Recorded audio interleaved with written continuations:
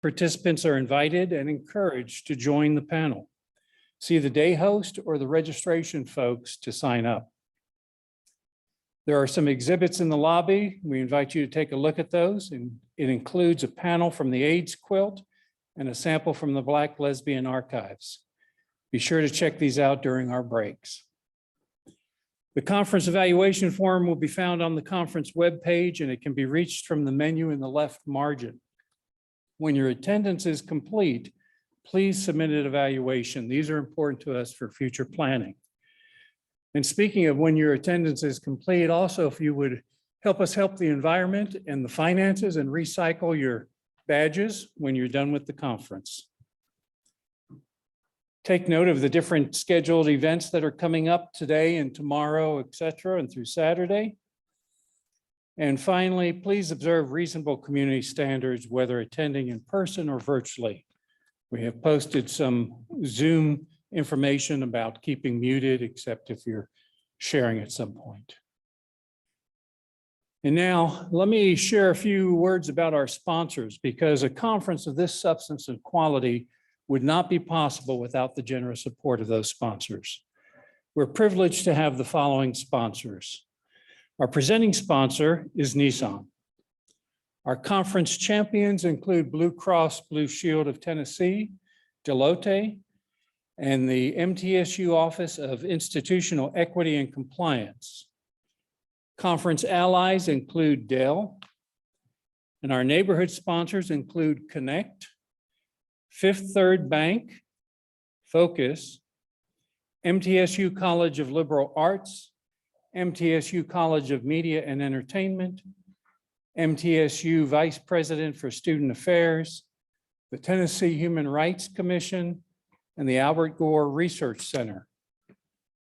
And additional support is being provided by the MTSU Department of Psychology, the MTSU Distinguished Lectures Fund, the MTSU Women's and Gender Studies Program, the MTSU Student Activity Fee Committee, and the MTSU Intercultural and Diversity Affairs Center. As you can see, we have a lot of great sponsors, and we are very appreciative of them. Well, it's now time for our welcoming remarks, which is being presented by Anne Marie Zenzel, pronouns she, her, hers. Anne Marie is a graduate of Yale Divinity School, an ordained minister in the Progressive United Church of Christ, and interim pastor of Brookmead Congregational Church in Nashville. Please be sure to read her complete bio as found in your program. This time we welcome Anne Marie.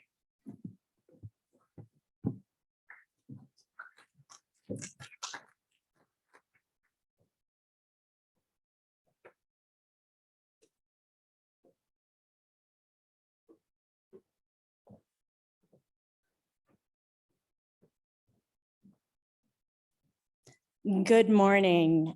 I would like to thank my friend Selena Hayes for getting me connected with this conference. It is my first time attending here, and I am so excited to be here. I have a little secret to share with you today.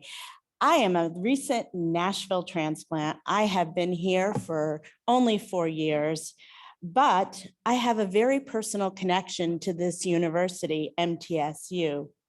My wife, Nashville photographer Tonda McKay, came here in the 1980s and got a mass comm degree from this university and actually used it and is a working photographer. When Tonda came to college, she wanted to make friends like a lot of people do.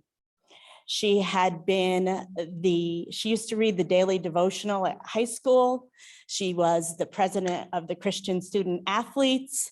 And so when she came to MTSU, she was a good little Southern Baptist girl, and she decided to join the Baptist Student Union. There she met Ruth. And then with Ruth, Tonda discovered that she is a lesbian. When Ruth and Tonda were going here, there was a lot of secrecy and shame about them being lesbians. They thought, literally, that they were the only people on campus that were not straight. And so they kept it to themselves in isolation.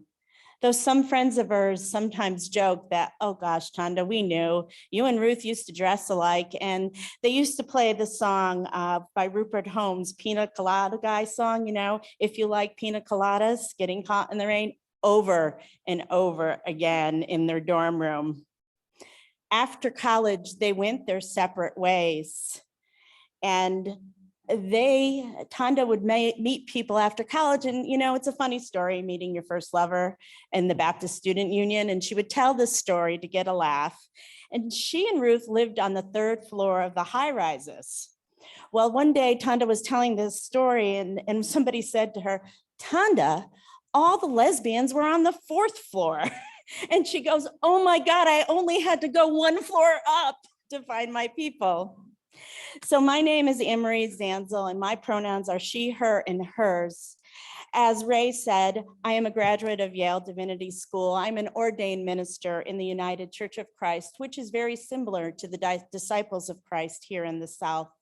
I'm a clinically trained hospital and hospice chaplain, a bereavement counselor, and near and dear to my heart, I am a coming out coach and the founder and owner of Coming Out and Beyond LGBTQIA+ support. My story starts here. Believe it or not, I do this for a living. The interim pastor job is a side gig because I came out as a lesbian at 52 years old after 27 years of marriage with 4 kids between the ages of 12 and 24. It was the hardest and best thing I have ever done in my life. I want to share some statistics with you. A recent Gallup poll said that 7.4% of all Americans identify now as LGBTQIA+. That's up 2% from the year before, which is amazing. And you know why? It's because of you, Generation Z. Thank you. 20% of your generation identifies as queer. Why? Well, I think because there's representation now that there never was. When Tanda and I were sitting here waiting for it to begin, she goes, I could have never imagined this 40 years ago when I was this scared little girl. And so representation matters. We see it in media, books, music, and often in our own personal lives. From Billy Crystal as an openly gay character in the 1980s sitcom Soap, to Ellen DeGeneres coming out in her show in the 1990s, to Will and Grace in the early 2000s, and to my recent favorite, Pose, which has just come out the last 5 years. LGBT, and also recently to the LGBTQ presence in the Grammys on Sunday night. Presence. The queer community is all around us. And for the first time, LGBTQIA, we are being seen, not only by our community, but by the straight community as well. Visibility decreases the shame, secrecy, and isolation. And what helps most? We need to share our stories. Because when we share our stories, we have a common humanity that all of us have. And the shame and the guilt and also social conditioning by our families, friends, religious communities, and laws. Yes, even laws. When Tanda was here in MTSU in the 80s, it was illegal to be gay in the state of Tennessee. Now, I'm not quite sure how you enforce that law, but it wasn't made illegal till 1996. So Tanda and I are about the same age, and we took very, very different paths. So it is 1983, and I am in Connecticut. I'm going to a bar, and bars then were filled with smoke. And when you went to a bar, you knew you did, because the next day you could not wear your clothes again and your hair smelled when you woke up in the morning. A lot of the women there had big hair and beautiful, big loud clothes and shoulder pads upon shoulder pads upon shoulder pads. And there was a disco ball, like the disco balls that you see in the movies, with the light twinkling on the walls. And the bar had that smell, that stinky smell that bars have of old alcohol and old smoke. I was at that bar, and all of a sudden a beautiful waitress walks by me. She had black hot pants on, fishnet stockings and high heels, and a very cute white tuxedo shirt. And she had long blonde hair. And for the first time in my life, I was like, wow. And I had feelings that I had never had before. And I really wanted to go to talk to her and to meet her, and yes, kiss her.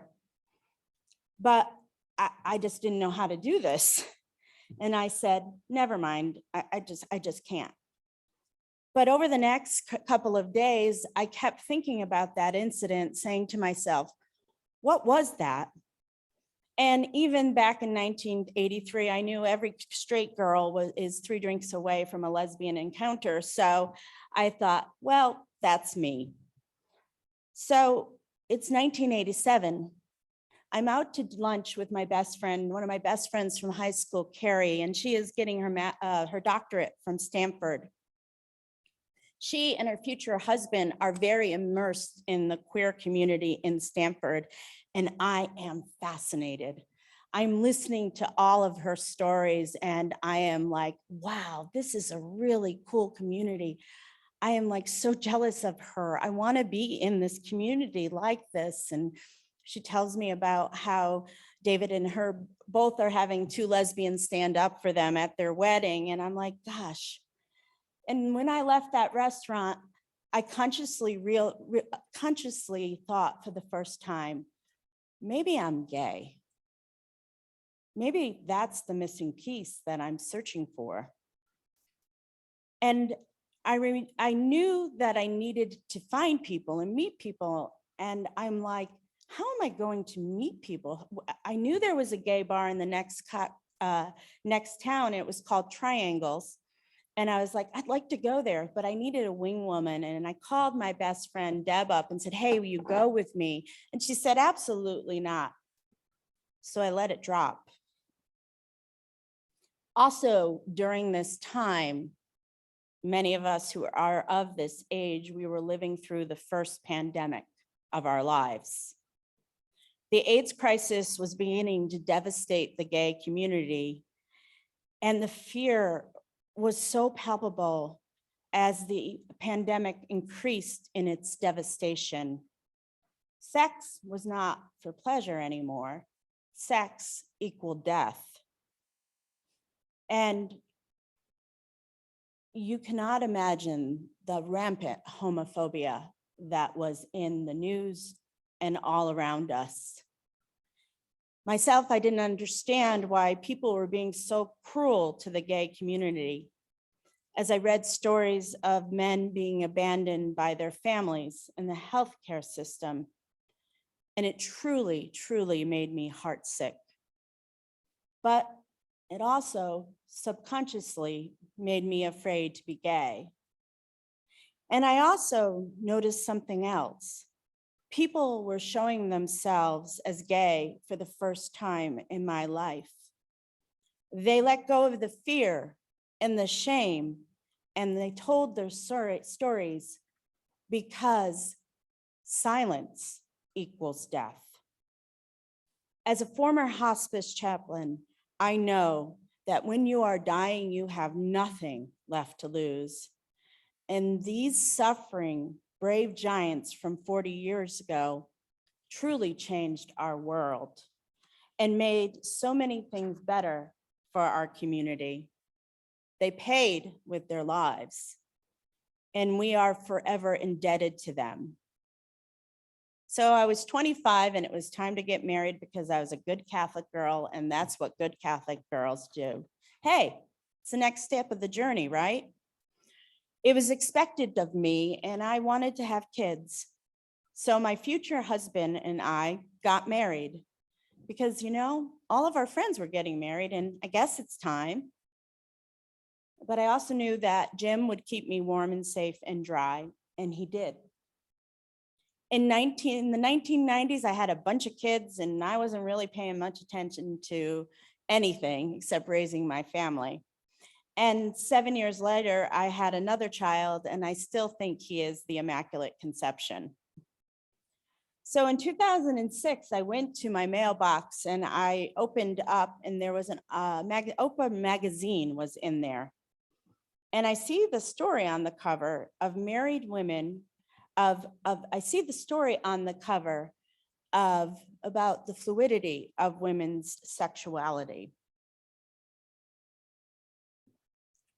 And I see this story and I read the story of married women who are now, formerly married women who are now with women again and again and again. And all of a sudden, I realize that I don't have to stay on the straight path for the rest of my life.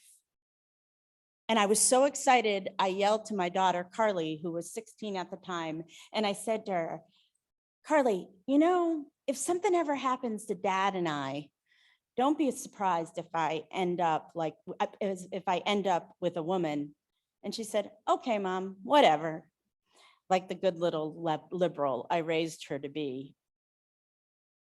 I've always been a late bloomer. So in 2009, I went to Yale Divinity School. I was 42 years old. I was also a very good ally. So it was October 11th, 2009. And many of us here in this community know that is National Coming Out Day. And YDS was having a National Coming Out Day service at Marquand Chapel. Now, Marquand Chapel is a very beautiful chapel in the middle of the Divinity School campus, and it has marble floors and Corinthian columns and no seats, so you can arrange it for certain ways for worship. And I sat there because, I'm a good little ally. I'm going to go and support my friends. And I go and I start to hear story after story of my younger friends who are in their 20s and 30s coming out sometime for the first time in their lives. And I started to cry. At first, I thought it was my empathy. But then I realized, holy shit, I'm gay. And I'm crying and crying. And my shame rose up. And I said, I've got to get out of here because if people see me crying like this, they're going to think I'm gay. So I ended up on the quad. And I said to myself, how can I do this? I'm married. I have 4 kids. And at the time, I was in the ordination process with the Evangelical Covenant Church. And although I went to the most progressive evangelical church in the whole denomination, because we not only had gay members, but we had gay members in leadership, the rest of the denomination was not. And I was like, how am I going to do this? Everything will fall apart. So 2010, I am doing something called clinical pastoral education, CPE for short. It's how you become a chaplain. I did first an internship with I always believe that the universe puts people on our path. So my first internship, my CPE supervisor was an amazing lesbian minister who, by the way, believe it or not, I now live in her hometown, which is just so weird. And second, I decided to do a CPE residency because that's what I want to do for my career. So guess who is my second CPE supervisor? Her wife. So I had 2 lesbian CPE supervisors, and the only other woman in the program was they're all still lesbians. They're all still alive. Is a lesbian. I always feel like the universe puts people in our path, and I kept getting surrounded by people who were gay constantly. I told my husband, Jim, that I thought I was gay. And he said, no, you're not. And I said, okay. I also told several therapists and went to them for help because I was looking for somebody to tell me I was gay. But you know what? The only person who can tell me I am gay, and the only person that can tell any of us our sexuality or gender identity, is ourselves. So in 2016, I finally was ordained in the United Church of Christ. That ordination that day is the end of my straight life and the beginning of my gay life. You ever notice that sunsets and sunrises are very, very similar? So it is an ending and a beginning as well. After that day, I told my sister Stephanie that my ex-husband and I were not now, well, he was my husband then, that we weren't getting along again and I needed to do some more work. And so I went back to my therapist, Jane. Jane's a lesbian, by the way. And she's across the room. Her office is in the basement of her house, and it always smelled slightly of cat litter. She was tall, regal. She has big hair. She has big hair, and she is someone that I have, someone that I had been with for such a long time. I feel like I have something to share with her. And I tell her of my friend, Mary, who dies in hospice. Mary is someone who thinks she has been waiting for something her entire life. And I was with her for a long time. And I thought that Mary was going to have a peaceful death, but like a lot of people do in hospice, but she did not. When she told me, I think I've been waiting for something my whole life, it hit me to the core. She didn't die a good death, and I held her in my arms when she told me to go. And I said, you can go, Mary, you can go. Jane said to me, what are you waiting for, Anne-Marie? And I sit in silence. It is like my life is flashing before my eyes. I'm waiting to kiss the waitress in the bar, Jane. I'm waiting to find community and go to the gay bar in the next town. I am waiting to leave a marriage that is not working for me. I am waiting for a soft place to land. You can go, Anne-Marie. It is time to go from this life to the next one. Jane, I think I'm gay. And I start to cry copiously. Because I know this time is final. Finally, things will change. And with the tears streaming down my face, I look up and I say to her, this is going to open a Pandora's box. No, it doesn't, Jane said. I'm so glad she lied that night. But I did something different this time. I found community immediately. I Googled later in life lesbian. I found a blog written by a woman here in Nashville, no, not Tonda, a Facebook group of other women coming out later in life. When I joined that group, there was 180 women, and when it was disbanded, there was 2,400.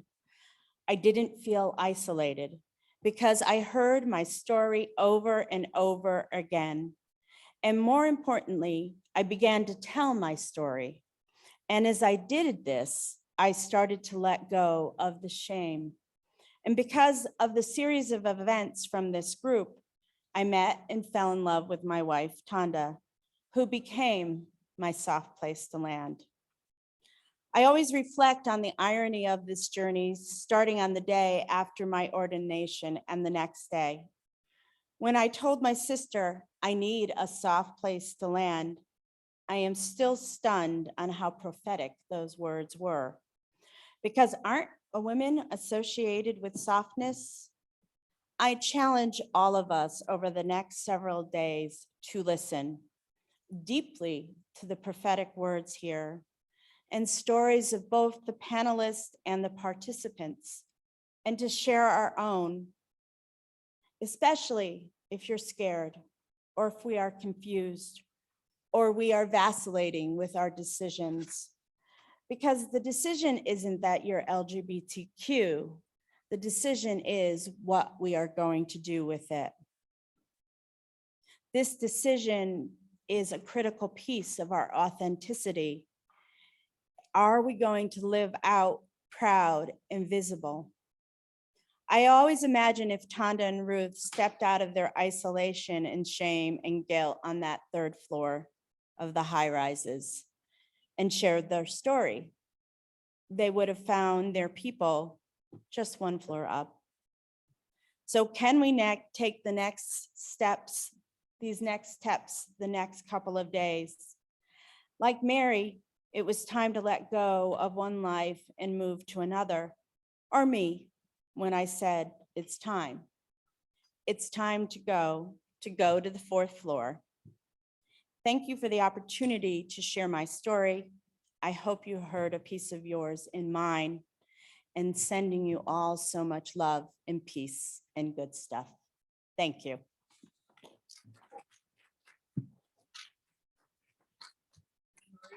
On behalf of the conference planners and sponsors and MT Lamba, we'd like to thank you for providing the opening remarks, and Thank we'd you. like to give you a little token of our appreciation for your presentation. All right. Thank you, Ray.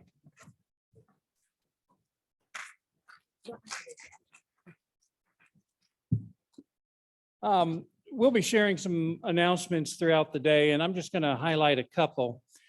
Be sure to remember that we have our opening panel on Saturday, and this will be personal reflections on taking the next step. And we invite your attendance and also participation. So if you're interested in helping, please see me or see the registration desk. Let them know. Also, remember the conference evaluation at the end of your attendance. It's on the webpage. In the left margin, it's very important to us. And we want you to remember to pay attention to the different scheduling opportunities we have, including tonight's film festival. We're looking forward to that. And we have a host of sponsors that we're very appreciative for, our presenting sponsor being Nissan.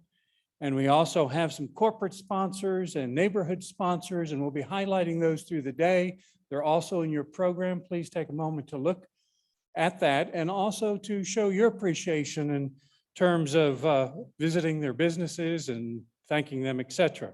But a couple of the sponsors in terms of corporate is Blue Cross Blue Shield of Tennessee, and also Dell, and then Fifth Third Bank, and there's more. So look at those in your program.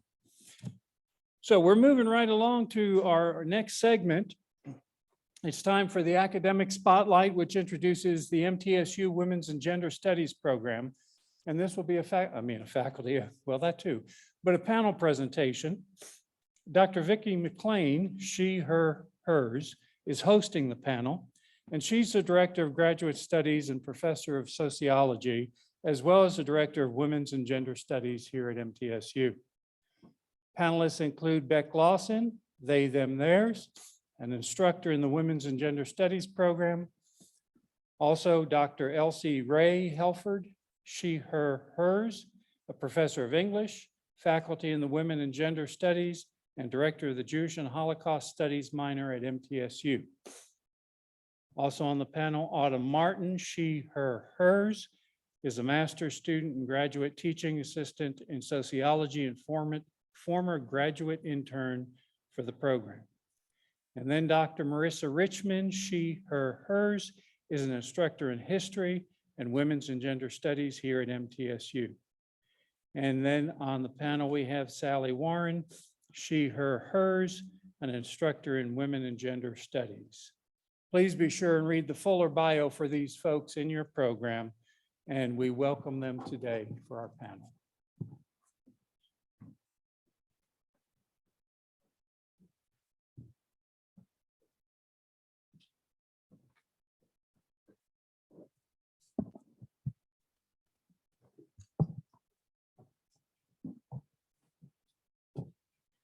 Leave it? Yes. All our panelists can come up. Nope, doesn't matter.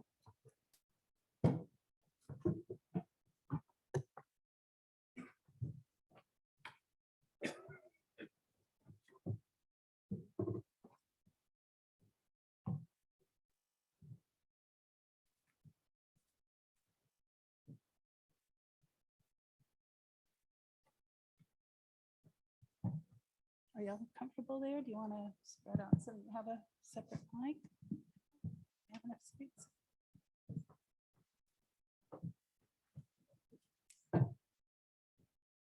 So I want to begin by thanking Anne-Marie for that wonderful opening. Your narration and storytelling were so inspiring. Of course, and I'm Vicki McLean, the Director of Women and Gender Studies here at MTSU. Will Langston, I want to thank him so much for the opportunity to be here today and to spotlight the Women and Gender Studies program. A lot of people know that we're here, and all across the country, universities and colleges have institutionalized Women and Gender Studies programs, but they change frequently, and a lot of people don't know about the curriculum and the details of the program and what degrees we offer, as well as the kinds of activities that we support. And so the primary goal is to stimulate and to encourage and nurture a learning community around women and gender studies issues. And so we want to invite you to participate in our community and to highlight some of the activities that we do. So Will, thank you for having us. And I want to also thank Roberta Chevrolet, who's sitting here and is one of our faculty, who actually is heading the and coordinating with Ashley McKenzie, the Women and Gender Studies research series that we have every year. And in that research series, this year in particular, because of COVID, we've decided to try to reach out to other programs and deliberately integrate our research series. And so this is actually today a part of our research series. We're spotlighting our program. And then of course, we all look forward to LaShonda Mims' presentation that's coming up at 11. So we're excited to be here. I want to also thank and acknowledge Nissan and all of our sponsors, and particularly Focus, who is sponsoring this event. And I don't know who did the beautiful graphics, but well, they're not up there right now, but somebody who has the program looked it up. It's beautiful. I'm so inspired by it, and want to thank the people who did the hard work. So much goes into organizing a conference, and Will, I'm just amazed by your impeccable organization. And as we have our Women and Gender Studies Conference next spring, our theme's going to be ecofeminism, but we invite all topics. I hope that we can borrow from some of Will's ideas and organizational skills. So thank you. It's really a pleasure to be here. I'm cognizant today of the importance of freedom of speech, democracy, the ability to share in a safe zone and have dialogue and conversation around topics and issues that many would try to suppress. And so it's just a beautiful thing to be here today and to know that we're in a space that encourages growth and development and freedom of expression. So I'm going to try to locate where I hid my presentation. We didn't get much of a transition period here. And of course, it's going to be right where it's supposed to be when I do find it. So the Women and Gender Studies program at MTSU offers an 18-hour interdisciplinary undergraduate minor and an 18-hour graduate certificate. Believe it or not, we've been around since 1978. Our first introductory Women and Gender Studies course was taught by Jean Anderson, a chemistry professor, and a group of other faculty who were steering the Women and Gender Studies program. In 1980, we became an interdisciplinary minor. So we've been around 40 plus years now, amazing. Carol, a colleague of mine in the Department of Sociology, who is now retired, was one of the first coordinators after Jean Anderson of the program and helped develop the minor along with this group of women faculty who basically through service created the minor, not through any dedicated funding in the beginning or lines of faculty placement. So our courses focus, of course, on women, gender, and sexualities. Our programs are designed to complement major areas of study, deepening awareness of feminist theories and methods. We offer a rich variety of courses, including a focus on social awareness, feminist theories and methods, on the social construction of gender, masculinities, LGBTQ issues, social justice, sexual and gender violence, diverse identities, and reproductive and sexual health. As an interdisciplinary program, departmental and program courses emphasize intersectionality, cultural and global diversity, and women's diverse voices and experiences. Departmental electives taught by our 40+ affiliated faculty challenge students to apply a gender and feminist lens to various contexts, making students well-rounded critical thinkers. Our faculty are from a variety of disciplines in 5 colleges at the university level. We also house in our office over in JUB 308, a library of 1,000+ volumes in the field of women and gender studies. These are available for checkout. Please come by and visit us. We've tried to set up a lounge area for you to read and think and talk and share and have meetings. Our illustrious secretary, Marie Harrell, is sitting in the audience. Marie, if you give us all a wave. Marie can help you with everything. She is the lifeblood of our program. She keeps us going. I couldn't survive and wouldn't be here without her. She can help you with enrolling in classes. She can help you with knowing the details of our programs and activities. So also what I'd like to tell you a little bit about is that we have, I mentioned the research series, so we do this every year, and we feature and spotlight different faculty and student research here on campus who do research in the area and scholarship and creative products in women and gender studies areas. We also have a biannual conference, much like this conference, that last year we weren't able to have because of COVID, but we hope that next spring we'll be having it again. And so the theme will be ecofeminism, and we're really excited about launching that again and coming back in person and getting back into the habit of meeting together. We have some student organizations, Students Active for Feminism and Equality, that also because of COVID, we haven't been able to meet very regularly. So we're hoping to get that start up and going again and reboot. I sent around a couple of handouts that describe our courses and our offerings in the curriculum. Now, while we would invite you and love to have you as a minor or a graduate certificate student in our program, we recognize that people can't always join the whole program. So there are lots of really good courses that you might not be aware of. So you can look through that, and some of our panelists will describe some of those courses and their experiences. I did the same for those who may be interested in some graduate level training that goes beyond the undergraduate degree. We have an 18-hour certificate program.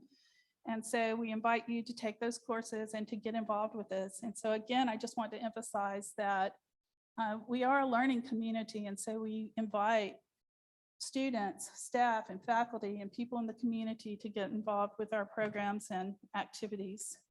I think the panelists have already been introduced, and you can look closer, and I'm sure they'll share with you some of the details of their own backgrounds. But it just occurred to me yesterday when I was thinking about our programs that there's sort of an underlying theme that we would like to kind of feature in this particular presentation for this conference.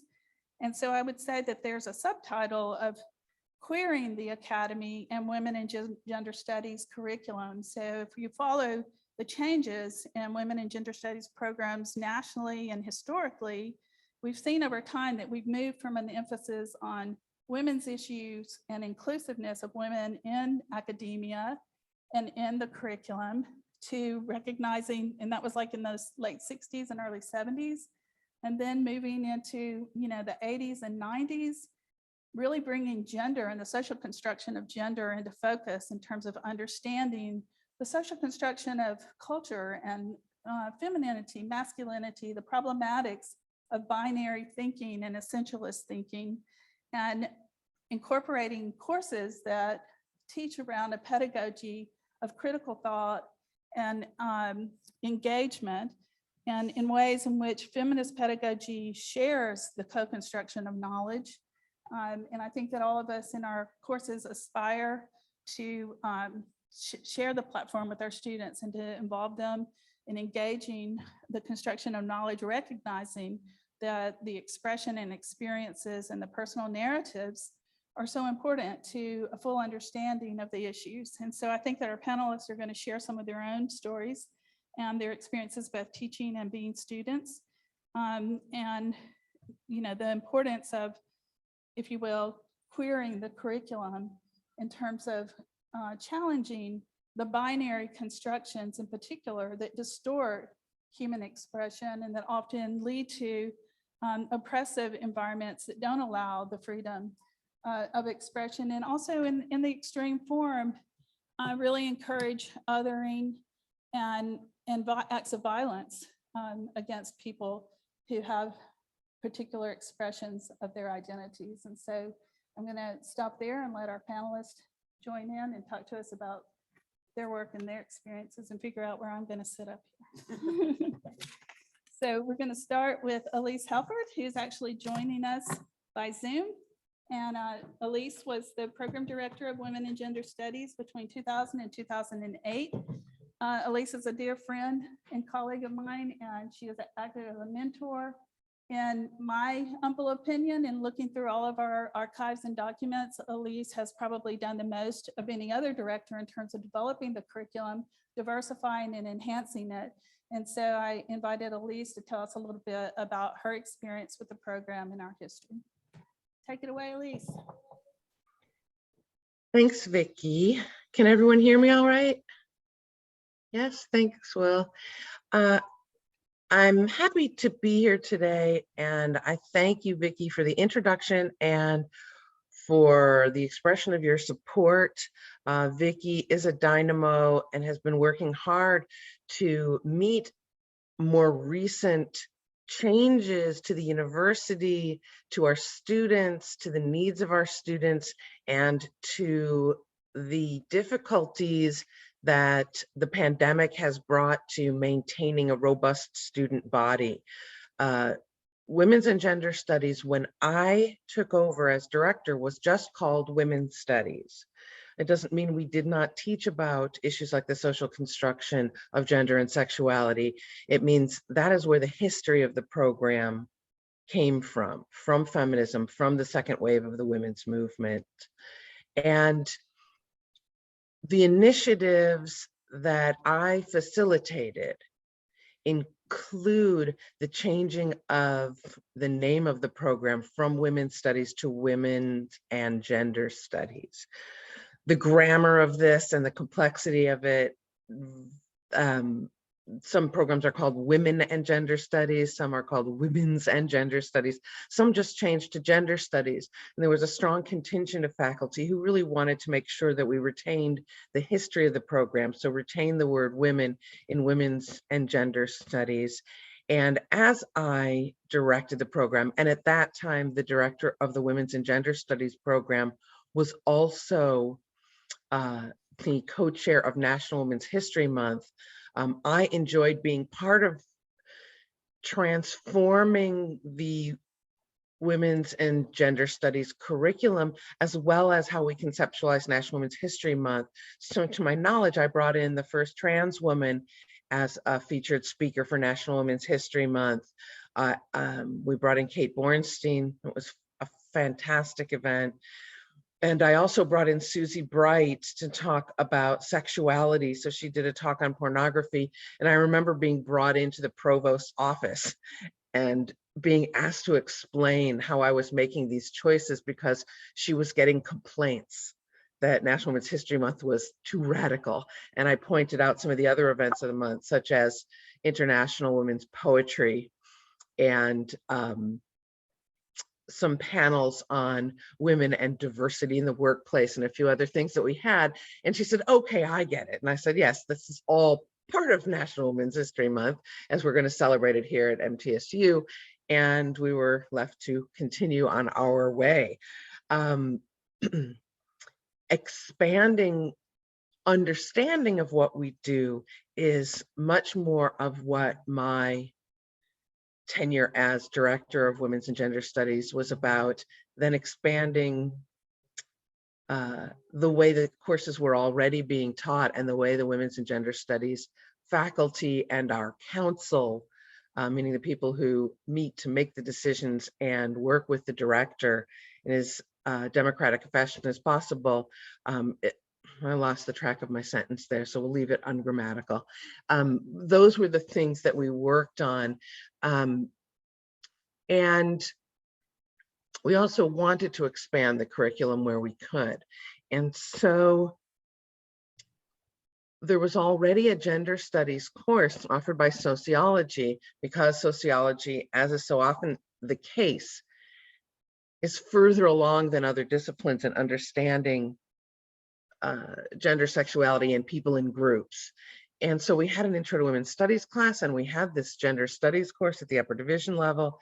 And from developing more in gender studies, we also came to want to develop more in the second part of the second 4 years of my direction of women's and gender studies.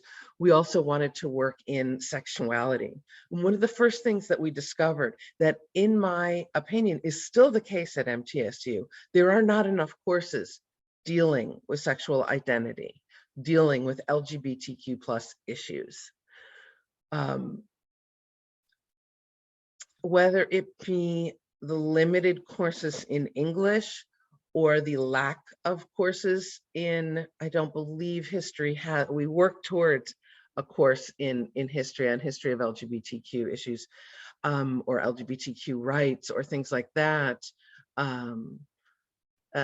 Political science, history, throughout the curriculum, there is a limitation of courses in sexuality and sexual identity. And so women's and gender studies began to work on creating courses. And I know Marissa's going to also talk about this, but an Intro to Sexuality Studies course and a Topics in Sexuality. And one of the things we realized was, if we wanted an actual minor, and we wanted that minor to be part of women's and gender studies, so that we knew it would have an intersectional, feminist, and queer studies approach, we wanted it to happen within women's and gender studies rather than to be a freestanding minor, although that is not out of the realm of possibility. For the future, we wanted it to be part of women's and gender studies. And what we discovered is that we had courses in psychosexual development, the development of sexuality in psychology. And we developed a sociology developed a course in sexual violence. And but we did not have enough courses to simply have a minor in LGBTQ issues, and we still do not, although things are growing and they are coming largely out of women's and gender studies, as well as this wonderful ongoing conference. But in terms of an academic minor, I created with the support of the women's studies faculty. So again, I worked as facilitator, not as originator of all things or developer of all things. We developed a sexuality studies track in which students would take Introduction to Women's Studies that introduces them to the history and the theory behind an intersectional and queer feminist approach to study. And then they would take an Intro to Sexuality Studies course, and then we had electives for them to take.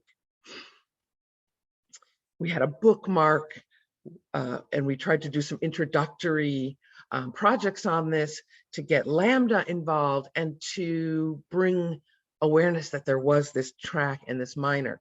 A lot of things get lost. A lot of the details of what MTSU has to offer, particularly interdisciplinary studies, get lost in the shuffle for departmental majors. And so women's and gender studies continues to grow and is large and vibrant and wonderful, but it can be difficult for students to even find that we have a women's and gender studies minor. And I'm finding this out as I have transitioned into being the director of the Jewish and Holocaust studies minor, which is far smaller and in its earlier years. And it's a very difficult minor to make truly viable in the sense of having a large enough base of minors and courses.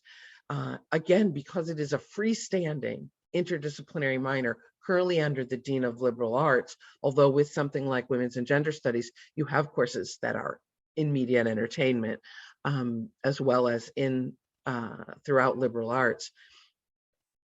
But we worked very hard to grow. During my years, we got a new office.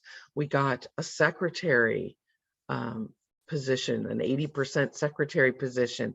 We got the office moved from out of a closet-like space into a larger and more functional office that, as Vicki said, I encourage you all to visit, which is in the James Union building and has a wonderful library in it, as well as our secretary and all the answers that you need from an advisor in Vicki McLean. And things have changed in terms of allowing students greater freedom. I'm thrilled to know that Women's and Gender Studies continues to have an 18-hour minor when so many other minors have given way to a 15-hour minor, which is a less rich experience. However, as numbers of minors change, as its visibility changes, as its involvement in things like this conference and the ongoing Women's and Gender Studies program sponsored and presented Women's Studies Conference, as those continue, changes do have to be made. And I'm very proud to have been part of a big growth and change era for women's studies, but I'm even more excited to see where and how women's and gender studies will continue to grow in areas including LGBTQ studies in the future. Thank you very much. Thanks, Elise. So Marissa Richmond, Dr. Marissa Richmond now is going to talk to us about her presence in our program and some of the work that she does in her course on gender identities and sexualities. Okay, I hope everybody online can see me. Thank you for being here. I'll start by just saying how I ended up working with Women's and Gender Studies. I was already teaching history, but I was also a community advocate at the time. For a number of years, I was the president of the Tennessee Transgender Political Coalition. And I was speaking at an Amnesty International conference in Memphis. So after getting back to Middle Tennessee, I was, just here in Peck Hall. And this was before the classrooms were high tech. So I had to go grab a projector to show my AV. And then I was rolling the cart down the hall towards the classroom and someone stopped me and said, "Dr. Richmond, do you teach here?" I'm like, "Yeah." And there was one of the students who had been at the Amnesty International meeting. And she goes, "Oh, I'm a student here. That's great. You should come and talk to my class." And I'm like, "Okay, what class is it?" So she was taking a class in Women's Gender Studies being taught by Dr. Tina Thompson. So I said, "Well, if she wants me to come and talk, I'm happy to do so." So they arranged to have me do a guest lecture. And at the end of that guest lecture, Dr. Thompson said, "Congratulations, you passed the audition. We want you to teach with us too." And I was like, I didn't even know it was an audition. So I worked with Elise Helford and to put together the course to complement the program. One of the things I did was I did an online search of some syllabi that would cover the basic topics of LGBTQ history, particularly transgender studies, and to see what was being done around the country. So I found about 20 syllabi, 19 from the US, one from, of all places, Taiwan. But I took the 19 from the US and I laid them out on my sofa like a map geographically, and there were none in the entire Southeast. So I said, well, that's interesting. I'm going to be the very first in this whole region of the country. And I appreciate MTSU giving me that opportunity. The class is taught every other year in the fall of odd number years. We just did it this past fall. That means it'll be back if they still want me in the fall of 2023, assuming I haven't been arrested, thanks to the Tennessee General Assembly, which, you know, we all, I think, are following what's happening and their attacks on free speech and academic freedom. But the class, I basically cut up into two parts. First off, it is a reading intensive discussion seminar. So I want all of the students to do the reading, and that's admittedly challenging for some. Everybody's busy. A lot of people have family responsibilities. They're working, etc. But the point is to have everybody come in and discuss those readings. We do look at a couple of films as well, but it's mostly reading and discussion, although there is some lecture stuff, some basic background history. But we look at cultures around the world in the first half. So we start in Asia and Africa, the Pacific Islands, and we look at gender and sexuality around the world in different forms of expression. And along the way, we're also dealing with issues of cultural conflict. Of course, and that becomes really noteworthy when we get to North and South America, and especially Native American cultures, and the broad expressions of gender. You know, and I point out that many Native American cultures have multiple genders, and you can have relationships across those gender lines. You're just not supposed to have relationships within the same gender. And it's not based on genitalia, but gender. And so if you've got 5 or 7 or 9 genders, you've got a lot of options to choose from, but you're just not supposed to have one within the same gender. And that's just considered taboo because Native Americans don't have even words like homosexuality. But we look at those different cultures. And again, we look at cultural conflict as Europeans come in.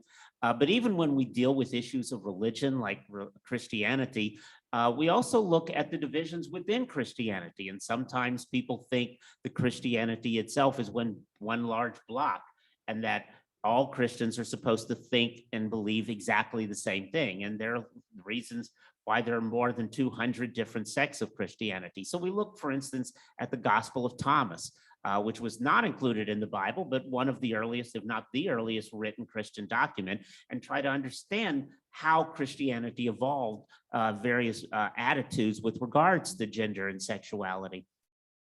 And then the second half of the class, we look at the United States specifically, and my specialty is US political history. But we're looking mostly at cultural history, but we're looking at issues related to the medical community, political rights, divisions within the LGBTQ community, especially the emergence of that movement we call the TERFs, the Trans Exclusionary Radical Feminists. One of the films we show early on when we're looking at Asia is a film about the Hijras, the modern day eunuchs of India, and the fact that they're still part of Indian society today. And then when we get towards the end of the class, we look at a film about the San Francisco riot at Compton's Cafeteria in 1966, 3 years before the Stonewall riots. And we point out that these riots, especially the ones that preceded Stonewall, were largely led, and to a degree Stonewall as well, were largely led by trans sex workers of color. And thankfully that film also includes some memories offered by Alicia Brevard, a graduate of MTSU, and the film even shows her MTSU graduation picture. And so there is a direct link to the university with that particular film and Alicia's recollections of that particular riot. I've had a lot of very positive comments from students, and I appreciate the feedback that I've gotten, and I keep tweaking it every time I do it. I've taken out a few readings because some have said, you know, it is a bit much, and I've acknowledged that and tried to make it a little pithier and a little more direct so we can have more focused discussions. We sometimes have some very interesting moments. I was shocked when I discovered that they had never heard of, suddenly I'm blanking out on her name, the trans woman, GI, came out in 1952. But anyway, how could I suddenly forget? Christine Jorgensen, thank you very much. And I was shocked that they had never heard of Christine Jorgensen. And I was trying to explain her iconic role in the community. And someone said, oh, you mean like Caitlyn Jenner? And I'm like, well, one of those moments you just sort of cringe and grit your teeth. But it was, I think, very interesting. And I've had students say they've learned things that they had never even heard of before.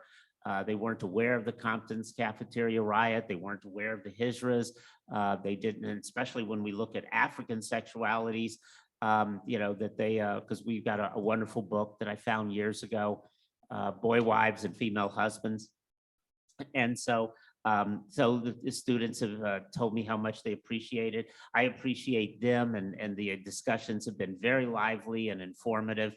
I've had a lot of fun teaching it, and I really appreciate the Women's and Gender Studies program allowing me to continue doing this over the last few years. And I appreciate all the support from Marie and Elise and Tina, who's no longer with the department, and of course from Vicki here. And thank you all for being here, for listening. Thank you.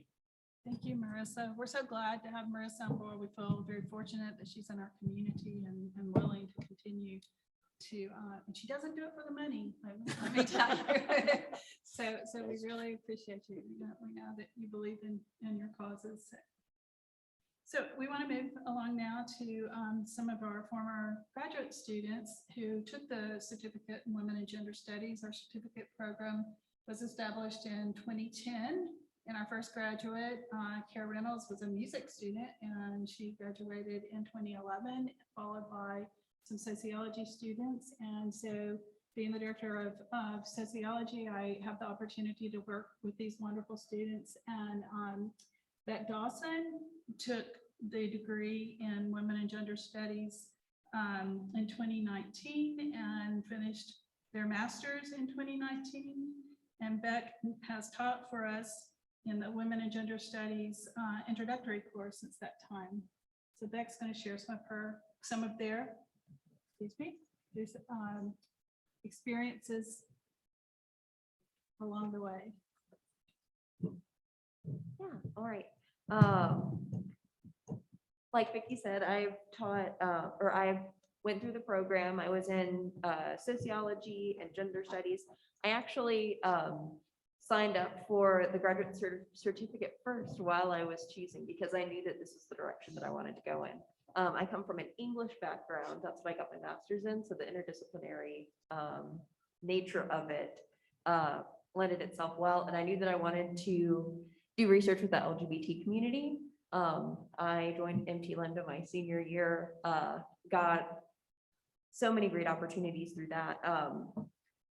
And Women's and Gender Studies definitely complemented not only what I was doing in the sociology department, but also what I was doing with MT Lambda. So there was a lot there, because I was able to work with the community on multiple levels, like talking with people and also making educational content. But I was also able to bring in like what I was learning into that. And with the way that the program was set up, I was given a really great foundation with some of the core classes, the theory, the methods classes. And those were instrumental, especially to my thesis, especially the methods classes. Like those in particular were just instrumental. My thesis was looking at identity language, particularly with the trans community, non-traditional language. So some of the, the abundance of perspectives, the different types of methodologies made it a lot easier on top of my experience with the LGBT community to really interact with folks and understand everything. Being in the community was an additional benefit, but also understanding the real safety issues with that too. I was very particular about that, since I was going to be interacting with closeted folks potentially, and in a kind of continually volatile political environment, stuff like confidentiality was really important. But looking at kind of the stuff that I did outside of the core classes too, the kind of expansiveness of what I was allowed to do with the graduate program in particular was really important. I got to take a independent study with Dr. Hollings and then was able to co-teach intro to sexualities with her. And that was such a great like collaborative process that I think introduced me to different perspectives and also like the collaborative aspect of the classroom from like the teaching side, not just the student side, which I was kind of getting from just all of my graduate classes, the way that those were set up. I was able to integrate, you know, film into kind of what I was analyzing and looking at because of the stuff that she brought in. And really being able to collaborate with her on intro to sexualities, like readings and just the classroom in general. I think that we both have more kind of less traditional, ways to interact with the classroom, but we were still very different. So that collaboration, like within my own education, was really, really valuable. That kind of collaborative aspect is something that I bring in as a teacher, or that I try to bring in as a teacher, kind of focused on discussion. And I've also been given the opportunity within the intro classes to also, you know, add little bits and pieces to a certain extent, adding kind of to the textbook, different pieces of curriculum, adding in particularly some with, you know, trans and LGBT topics, since that's kind of my area, but adding in extra, you know, readings and stuff on intersectionality and disability. So that's been a really wonderful opportunity. And I really don't think that my education would have been the same at all without the gender studies aspect to it, the gender studies certificate. Certainly, you know, the sociology program, I learned so much, but a lot of the gender studies angles, the different perspectives that we're able to bring in, and then the opportunity to teach as well, has been invaluable. And I'm continuing to learn with the tools that I was given. I'm continuing to learn within the classes that I'm teaching. And that's, I think, the wonderful thing about having a more collaborative aspect to the classroom, is being able to hear from multiple people and kind of continually, you know, I don't think that I teach, you know, the same class twice a day, but neither of the classes really look the same, just because the discussion goes in a totally different place. And I've also been able to kind of continually, you know, change and alter stuff just throughout time, because it's a process. Yeah, that's kind of my experience with it. And I really can't say enough about, you know, the program and how it's really impacted me as an educator and as a learner, I guess, like that's definitely something that I don't think goes away at all, even as like teachers, we're all still in process. Thanks, Beck. Sally Warren completed her degree last semester and her master's in sociology and the Women and Gender Studies certificate. She's been teaching for us since before then, the introductory course as well. Sally? Yeah, so like Beck, I was also in the sociology master's program, and I took the certificate in women's and gender studies. And I knew that I wanted to do the certificate because I had minored in women's and gender studies in my undergrad program. So it just felt like a natural, okay, whatever degree I'm going for, if there's a women's and gender studies program, I'm going to be in it. Just because of how transformative I think the discipline is. And looking at the classes that I've taken, a lot of my experiences are similar to Beck's. I really agree with a lot of what they've said.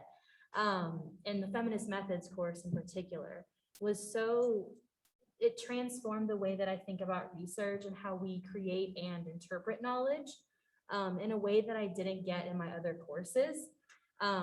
So that class to me is one of the most standout transformative courses you can take in this program. But one of my favorite parts of the certificate program was the internship that I completed. So for that, I split my time between the teacher I was TAing for in sociology and Dr. Rebecca King in the religious studies department. We met pretty often throughout the semester, and what I did with her was I wanted to focus on learning a feminist teaching philosophy.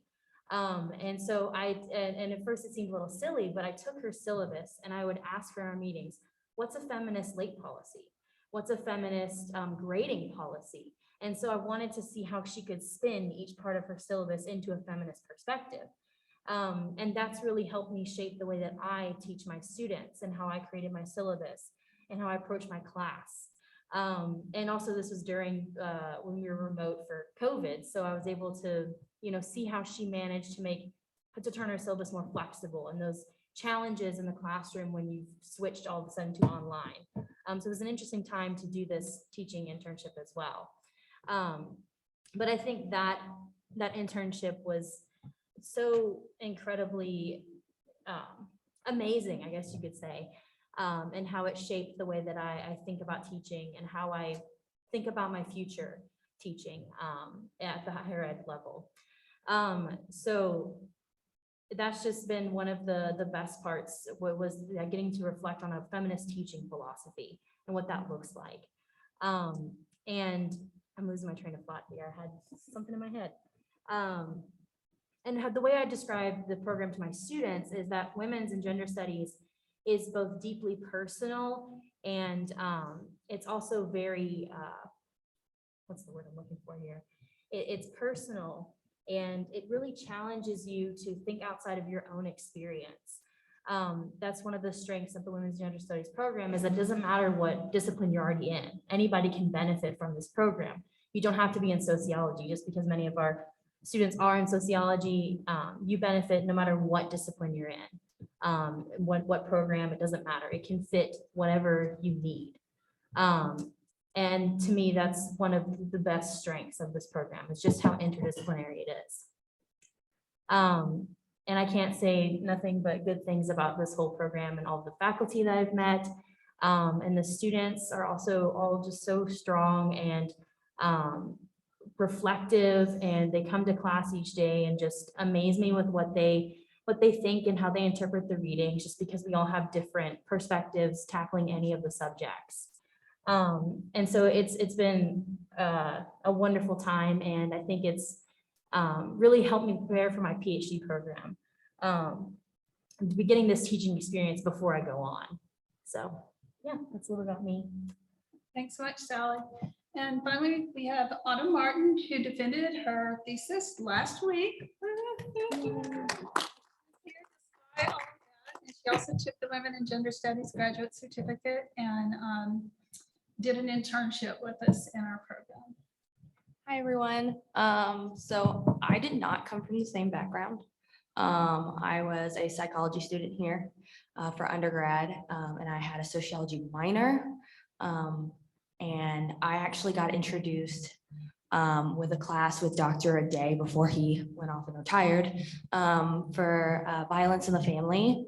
And after his class, he was the one that mentioned sociology program in general. And it wasn't until I got into the master's program when I found out about the Women and Gender Studies certificate. And at first I didn't know. I happened to just take one or two classes that I thought were extremely interesting. And then I found out that there was actually a certificate program for this. And I was really excited because this is nothing I had seen before.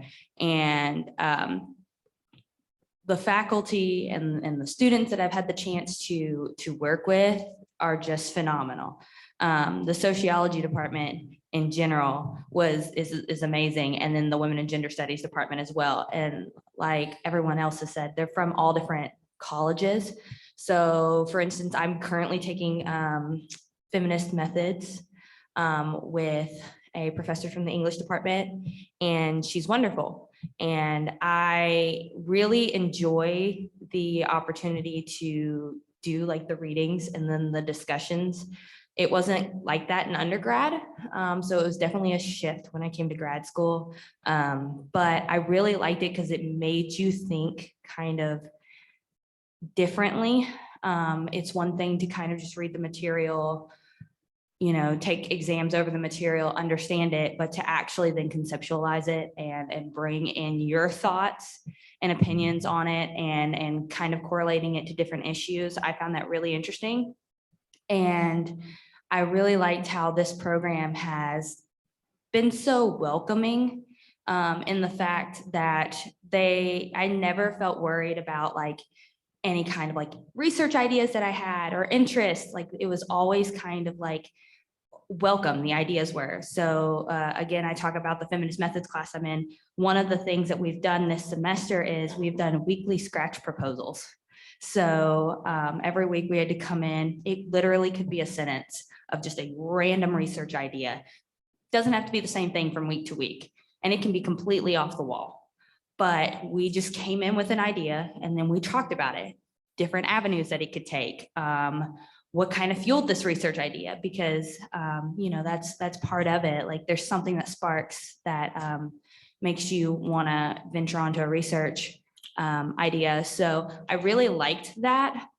And this certificate program actually helped me to decide where I wanted to go after my master's program and was a big influence for me wanting to go on to get my PhD.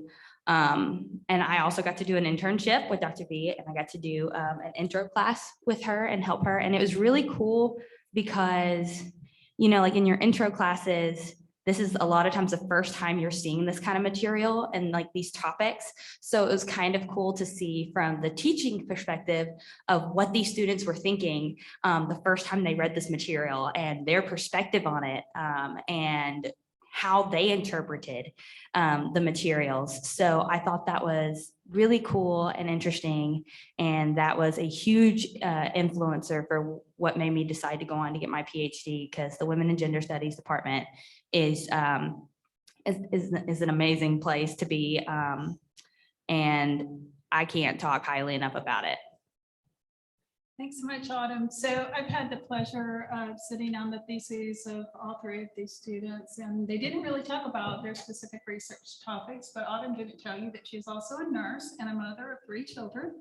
And so she has taken these degrees and written a thesis and worked both in our program as a graduate teaching assistant as well as a nurse.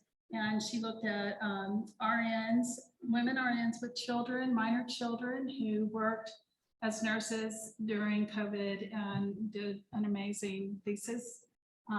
Beck Dawson did a thesis on language and the importance of language in shaping gender identity, representations in the media. Hope I'm doing justice here. Actually directed the thesis, but it's been a few years, right?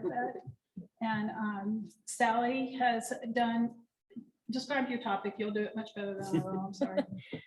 So my topic was on conscience clauses like Tennessee House Bill 1840, which allows therapists to deny clients services based on their sincerely held principles, which the original language in the first draft of the bill said sincerely held beliefs. So it was a religious bill.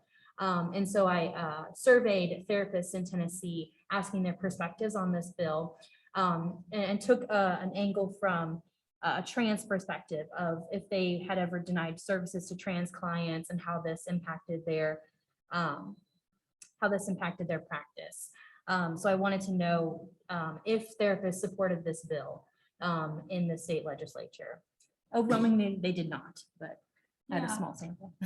And so all 3 of these former students are launching their careers and leaving us. So we're going to have a big haul in our program and our curricula. And Beck is going to venture northwest to the state of Washington and explore new opportunities there. I'm really excited about this transition in their life. Sally's going to Florida State to their PhD program in sociology, and Autumn's just accepted an offer, both of these students with funding to the University of Kentucky, Louisville, Kentucky. Yeah, so we are holding the rest of our few minutes for Q&A for those of you who would like to ask questions of our panelists.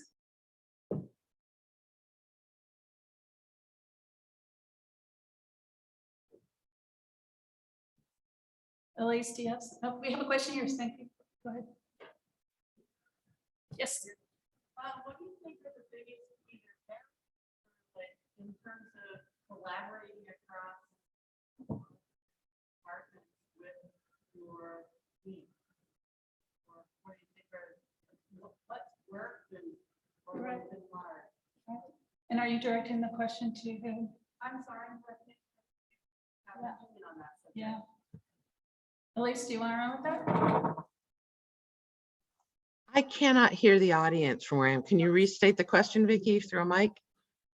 So this person is asking, what are some of the barriers to programming across disciplines and departments in the university setting, correct? Yes, thank you. So what I can say is you have, to some degree, if you want to call them barriers, they come from above and below. So you have to hire faculty who have expertise in the areas in which you want them to teach. So we are very lucky to have someone like Marissa Richmond being willing to teach for us with her vast experience in administrative and political realms and activist realms, as well as that PhD in history that allows her to teach. She does not have a full-time position at MTSU, nor, as far as I know, does she want one. So that, for example, I can speak, I'm an English professor. So in English, if we want someone who teaches LGBTQ issues, we have to have an advertisement for that area. And in English, the odds are that would be a secondary area, and their primary area would be a certain era in literary studies, or say history, a certain era, or say in music, that they have a certain background in musicology or an instrument that they play or that kind of thing. And so saying history, you need to hire LGBTQ, English, you need to hire someone in LGBTQ. We have Shane McCoy, who's fantastic, and we're very lucky to have them as well. But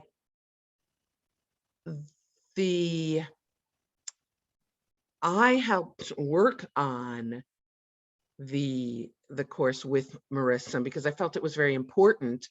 And I also worked on a queer studies course that I'm happy to say that Shane has now taught, but we don't have faculty. I don't think there's a single department that has hired a faculty whose specialization is LGBTQ studies. Can you validate that, Will? Just nod or shake your head. I can't think of an example. Yeah, Will doesn't know. I can't think of an example where someone is hired in that. So that's from above. And then from below, from the perspective of the faculty member, I designed a queer studies course and then had so many obligations to teach other things that I never ended up teaching it, I'm sorry to say. And I may still, like I said, I was thrilled that Shane jumped in there and has, I think, is he either teaching it now or has taught it recently. So what we need are more faculty who are interested in teaching these subjects to be given the time within their departments to develop these courses and teach them. And then from the administrative level, we need designated hires within departments, because women's and gender studies has always depended on the kindness of departments in allowing their faculty, like Dr. Hollings teaching feminist theory, or like Dr. McLean teaching feminist methodology, to allow their faculty to teach courses that begin with the rubric WGST. Same thing with Jewish and Holocaust studies, same thing with Middle East studies. We borrow faculty because women's and gender studies is not a department or a major at MTSU. Does that answer the question? So Marissa's also going to speak to this question, and I would just like to interject a few words too, that we've been really fortunate that we have like 45 faculty across the university who are committed to teaching from a feminist perspective, and they step up and they make sacrifices and work and negotiate with their chairs, and I do a lot of coordinating and meeting new people, recruiting them onto our faculty. So I think that we've been very fortunate, but Shaw and Lee in their introductory textbook talk about the the risk that as programs become institutionalized, that they will become more marginalized. And I think that we always have to be vigilant, that we're continuing to make sure that we're staffing our program with some of our tenured and tenure track faculty, as well as our other faculty and our students who are doing internships, and keeping all of that alive, and coordinating our curricula and cross-listing our courses is one of the ways and strategies we use, in making sure that the departmental needs are being met at the same time that the interdisciplinary programs needs are being met. And so far we've been really successful. So I feel like we still have a really vibrant program, and that will continue to, because of the commitment of the faculty. Yeah, I was just going to say that I wouldn't call it a barrier, although what Elise was just talking about, I think is relevant. I was not hired to teach LGBTQ history originally in history. I'm glad they gave me the opportunity to, because my class now is cross-listed. So it's a credit class for both history and women's and gender studies. And I think that's important. More and more, the discipline is opening up. There are more opportunities. And like I said, when I first laid out my syllabi, there were none here in the Southeast. Now there's one at Florida State, at Emory, and even Vanderbilt. And so those opportunities are being created. And the students are a big part of the reason why. When I've talked to administrators at schools, I point out that we're supposed to be training people. And one of the things we want to do is to get our graduates hired. What's the point of training people if the jobs aren't there for them? So we have to be willing to start hiring sometimes our own graduates. And that's creating job opportunities. And that's, helping push the envelope. And so for a long time, a lot of these administrators in schools would not hire from our disciplines. And that is slowly, very slowly, but slowly starting to change. And I just hope that we aren't all arrested for doing so. Really. Other questions? I think we have time for one or two more, maybe.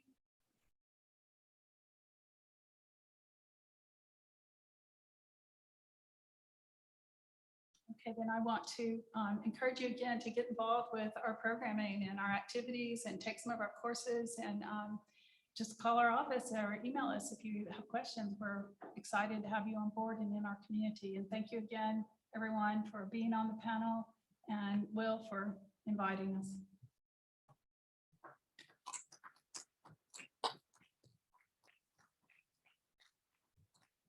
Panelists, please don't run off yet. Certainly have to thank you for your efforts. On behalf of the conference planners, supporters, MPT Lambda, the College of Behavioral and Health Sciences, the Conference Advisory Board, we want to thank you for your support of our efforts to present this worthwhile event. We want to especially thank you for your commitment to taking the next step. And we ask that you accept this small token of our appreciation.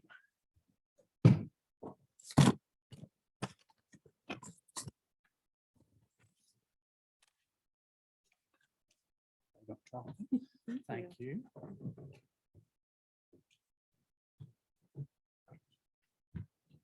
Thank you.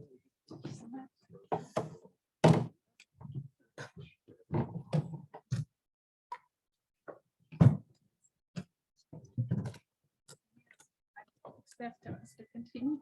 Oh, yes.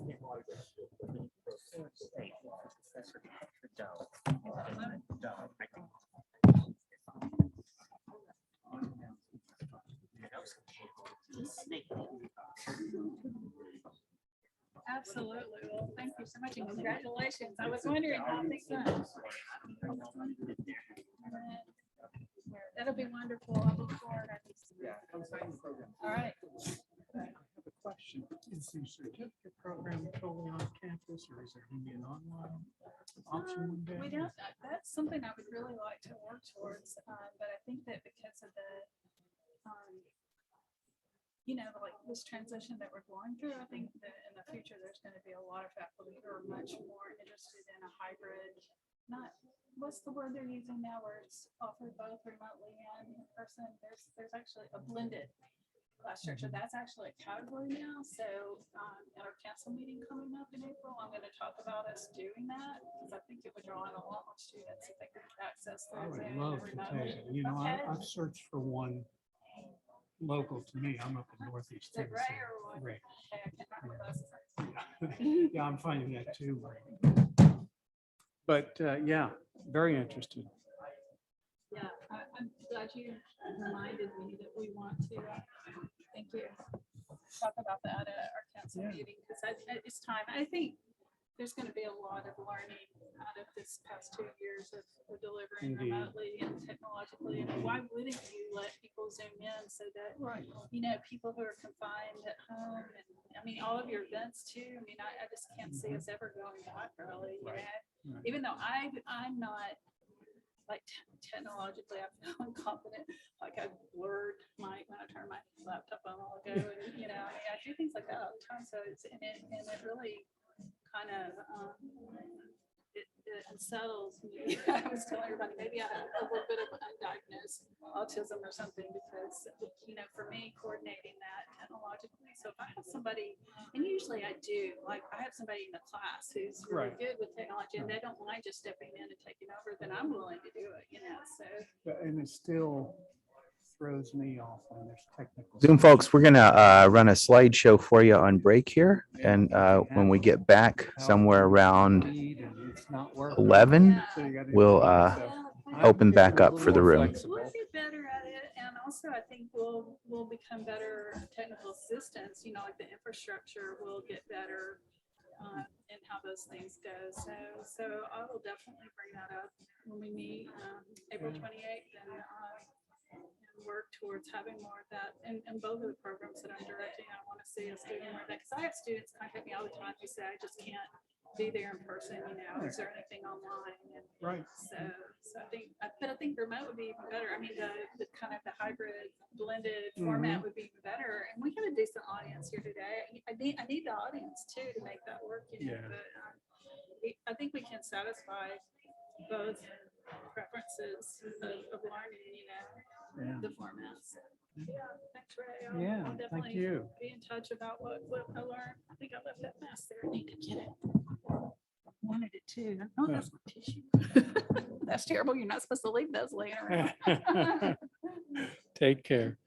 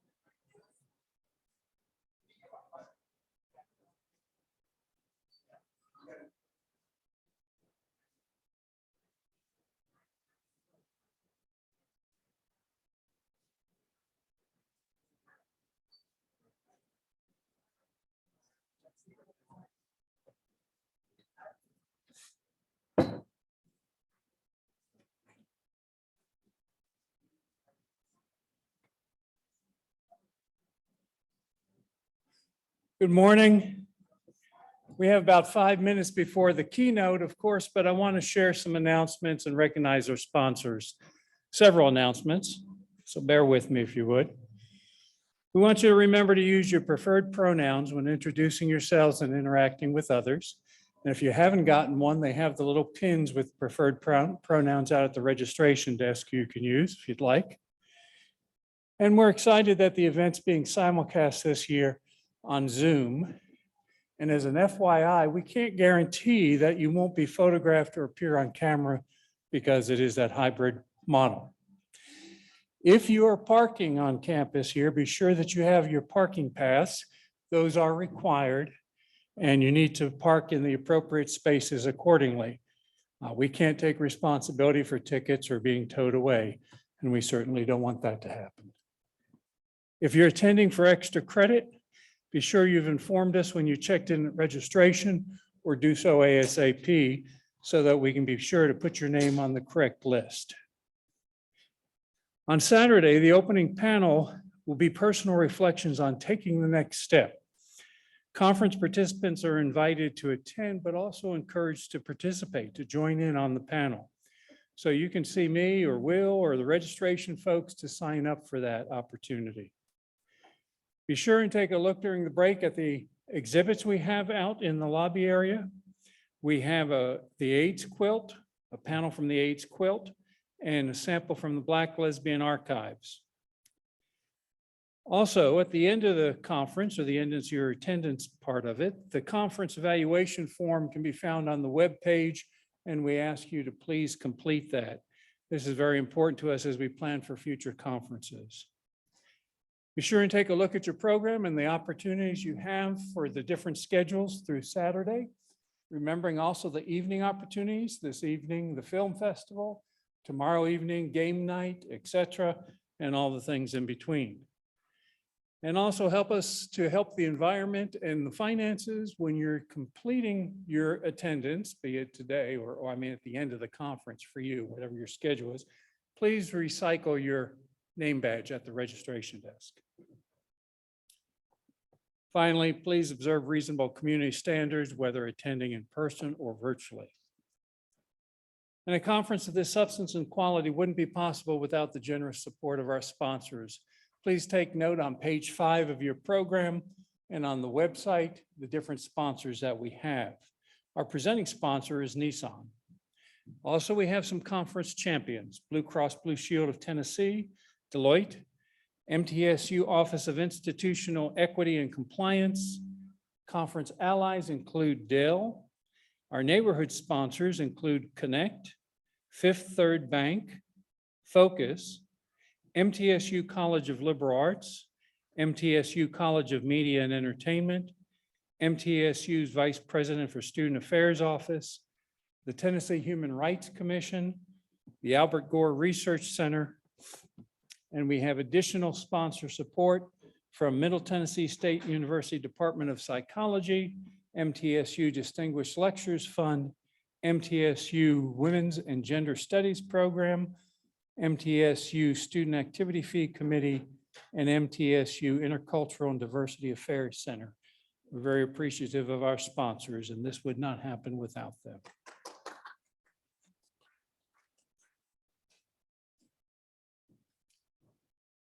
We turn our attention now to our Tennovation keynote, and we welcome our presenter, LaShonda Mims, pronouns she, her, hers, to the stage. LaShonda Mims is Assistant Professor of History at MTSU, and she's been involved in some very informative research. And I would direct your attention to her full bio as found on your program. This time, we'll welcome LaShonda.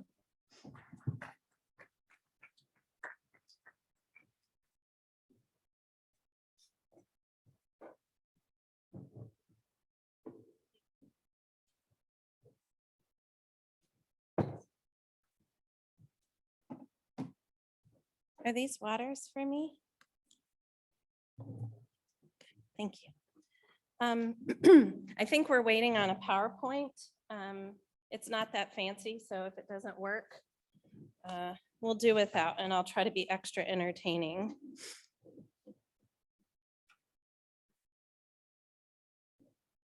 I'm not a stand-up comic. There are historians at MTSU who actually have side gigs as stand-up comics. I'm not lying, and they aren't here. So I'm gonna wait a couple more minutes for the PowerPoint. If it doesn't work, then I will begin chatting with you.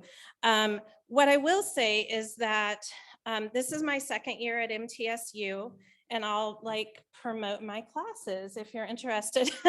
I was hired in the Department of History to teach race, gender, and sexuality. So I teach queer history. I have a queer history class this fall. I teach women's history. I teach with Africana studies. And I've been teaching this is my 20th year. I keep counting, and sure enough, I hit 20 this year. And what I'm finding is that just yesterday, after 20 years, my students in women's history blew my mind. So that's the best part of what I get to do, is have students like you folks that are attending continue to blow my mind and teach me things about what I'm most interested, which is research on women, gender, sexuality, race in the US South. So PowerPoint is ready, maybe? Sort of. Oh, there it is, ta-da! So I'm really proud because I worked late last night like a good undergrad might, putting together slides. And I'll do my best to keep them in order and not screw it up. So Drastic Dykes, Queer Women Navigating Southern Spaces. In 1975, the separatist group Drastic Dykes exited the Charlotte, North Carolina Women's Center, a home and meeting space for a group of primarily white feminists. The departure of the Drastic Dykes was a personal and political decision. The personal is political, to separate from their fellow feminists, leaving behind hurt and anger between friends and lovers. The Dykes left because they felt an urgent need to, quote, plant their lives in, quote, radically different ground, or face the destruction of the planet. Let's fast forward to 2013, a year after I finished my dissertation, which is the basis for this work. a memorial service was held in Durham, North Carolina, a tree planting in honor of Catherine Nicholson, a celebration of a well-lived life. Catherine was a drastic dyke, an original member of the lesbian feminist group founded in the Queen City of the US South, Charlotte, North Carolina. Because I've presented this sometimes internationally, I've taught myself to remember that not everybody understands things like Charlotte, but I forget we're in like the actual US South, so y'all will know what I'm talking about. In the early 1990s, Nicholson hoped to write a book about lesbian feminism. Her working title, We're Not Crazy, and we weren't crazy. Today, I'm honored to tell Catherine Nicholson's story along with other women's stories, and to encourage us, and this is most important, I think, for this conference, to continue to engage lesbian identity and its history, even as we currently debate the necessity of queer labels and their potential divisiveness in light of 21st century knowledges. My work comes from my forthcoming book, Drastic Dykes and Accidental Activists. It's based in Atlanta and Charlotte. And as I say, it is part of my dissertation, but actually began in my master's degree. And what I'm going to share with you today comes from chapter 3 of that forthcoming book, which should be out late this year or January 2023. In general, dykes in the South were drastic, in part due to the cultural confines of the South. Lesbians in the South were women in the South, with a certain level of tenacious cultural expectations tied to the stereotypes of the Southern lady and the Southern belle. But in 1970s Charlotte and in Atlanta, Georgia, lesbian feminists established spaces, held conferences, created print media outlets, and worked to create a visible community that would be essential to the urban identity of each city. Charlotte and Atlanta are bastions of the New South ideal, although Nashville might argue with that. As two of the leading Southern urban centers, these sites are connected by their competing notions of metropolitan identities as put forward by their city leaders. Both served as home to lesbians who define themselves in accordance with their urban surroundings. Charlotte's leaders are notorious for ignoring its history, including its queer history. My efforts to find Charlotte's lesbian history were realized through feminists who were committed to preserving it, but who were generally outside of the Charlotte metro area. These women that preserved this history were in Atlanta. They were members of the radical feminist group, Atlanta Lesbian Feminist Alliance, who created and maintained a feminist archive. Lesbians in Charlotte looked to Atlanta lesbians for leadership and support in the same way that Charlotte city leaders frequently look to Atlanta on how to do things or how not to do things. Today, I'll focus on the story of Drastic Dykes in Charlotte and discuss their connection with the larger and more influential Atlanta Lesbian Feminist Alliance to demonstrate the significance of Southern lesbians who navigated the minefields of the US South in the 1970s. At the height of the feminist movement, what we might call the second wave, some lesbian feminists were eager to claim a separate space in the city of Charlotte. Their goals were not clear, and their lack of direction often broke down along lesbian separatist and feminist lines, those who wanted to separate and build their lives only with lesbians, with women. Although few women were ultimately involved, the results of their organizational efforts would have a lasting impact on both the local and the national stage. On June 1, 1971, organized Southern lesbian feminism had come to Charlotte with the founding of the Charlotte Women's Center, a center that would be integral to the roots of national lesbian culture. A cozy purple bungalow in Charlotte's Dilworth neighborhood provided the physical space where women sought to create a hub for political, spiritual, sexual, and social growth for all women. It was located on Lyndhurst Avenue in a neighborhood of families and communes. The founders intended the house to be a women's commune and a center for subversive activities. I would show you a picture, but like all good New South cities, they tore it down. On a green desk in the office, and I'm quoting now from the Charlotte Women's Center newsletter, a blue loose leaf notebook served as a logbook. Connections for the women who frequented the center were documented in this notebook, and notes from the log, which was sort of like a 1970s social networking tool, reflected women's disparate concerns and the mundane activities of operating a facility day to day. Just as 21st century social networking website records everything from the banal to the tragic, the center's log reflected a wide range of concerns. Women met there to create feminist handouts for the annual festival in the park at Charlotte's nearby Freedom Park, which would be the site about 10 years later or so of gay pride gatherings. And they partied on Saturday nights playing board games like Risk while eating and drinking too much.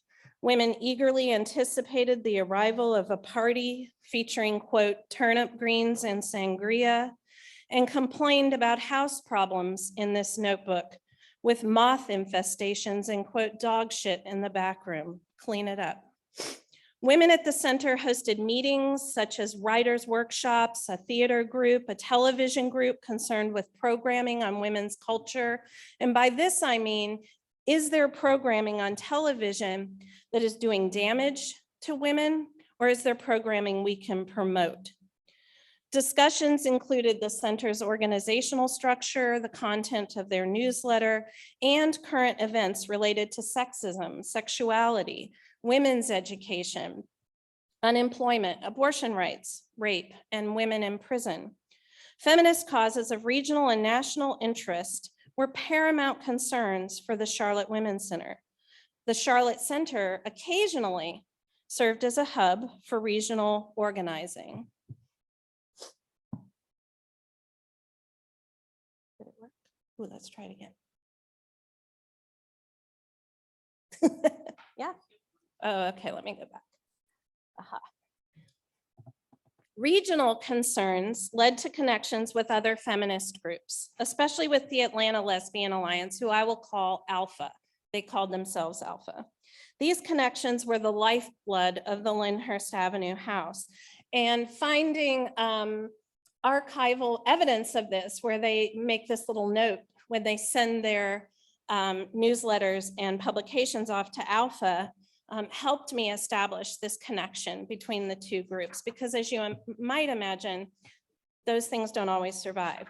The women regularly mailed their newsletter to Alpha, as was common between women's centers across the country. And when Charlotte Center women visited Atlanta to participate in activist causes, they stayed at Alpha's house, their center, if you will. These types of visits were not simply politically motivated, they were social calls. They were sex calls. Political activism, social connections, and sexual opportunity overlapped as lesbian feminists worked to advance their cause. For example, in 1975, Claire from Charlotte attended an Atlanta, Georgia Equal Rights Amendment march and, quote, especially enjoyed a damn good women's dance. When the Charlotte Center was struggling to survive at the end of the 1970s, a member included a handwritten note to Alpha when mailing their newsletter. She reported that they were experiencing changes but moving forward and anticipating an upcoming dance and concert to be held at the YWCA. Dances such as these provided safe and defined spaces for lesbians to find one another, even across the miles that separated Charlotte from Atlanta. The Charlotte Women's Center was typical of many lesbian feminist gathering places, exchanging newsletters with other like-minded women's groups and offering housing to visiting women across the country. Through newsletters such as the one produced in Charlotte, Matters of national and international feminisms brought women together through the written word, a staple of second wave feminism or the movement. And think for a moment, those of you, again, I will turn to my students who reminded me last night that lots of them have only grown up knowing internet connections, right? So those of you that did not live through the 1990s or before, think for a moment about how you would find like-minded women or friends or lovers without your phone or any of the tech we use to contact each other today. What would you use? What would I have done to get my PowerPoint up here and get it resent and working? Especially if you didn't know where to find like-minded people. Where are my queer-friendly folks, right? Whether or not they existed, did you know? You weren't sure? And how could you safely be in their company? So these newsletters, these log books that they kept at their houses, mailing these things back and forth using good old-fashioned US mail were ways of building community. Because of this love for the written word and the feminist belief that its production equaled a source of power, the lesbian feminist literary journal Sinister Wisdom began publication in Charlotte in 1976. This publication is perhaps the most significant legacy of the Charlotte Women's Center. It began amid controversy and, as I would soon find in the archives, torrid love affairs. This stuff was juicy. As the oldest surviving lesbian literary journal, Sinister Wisdom is currently published still. It's a sort of a passion project for someone I've become good friends with who teaches at Ole Miss, but no longer based in Charlotte. But their commitment remains lesbian writing and lesbian self-expression.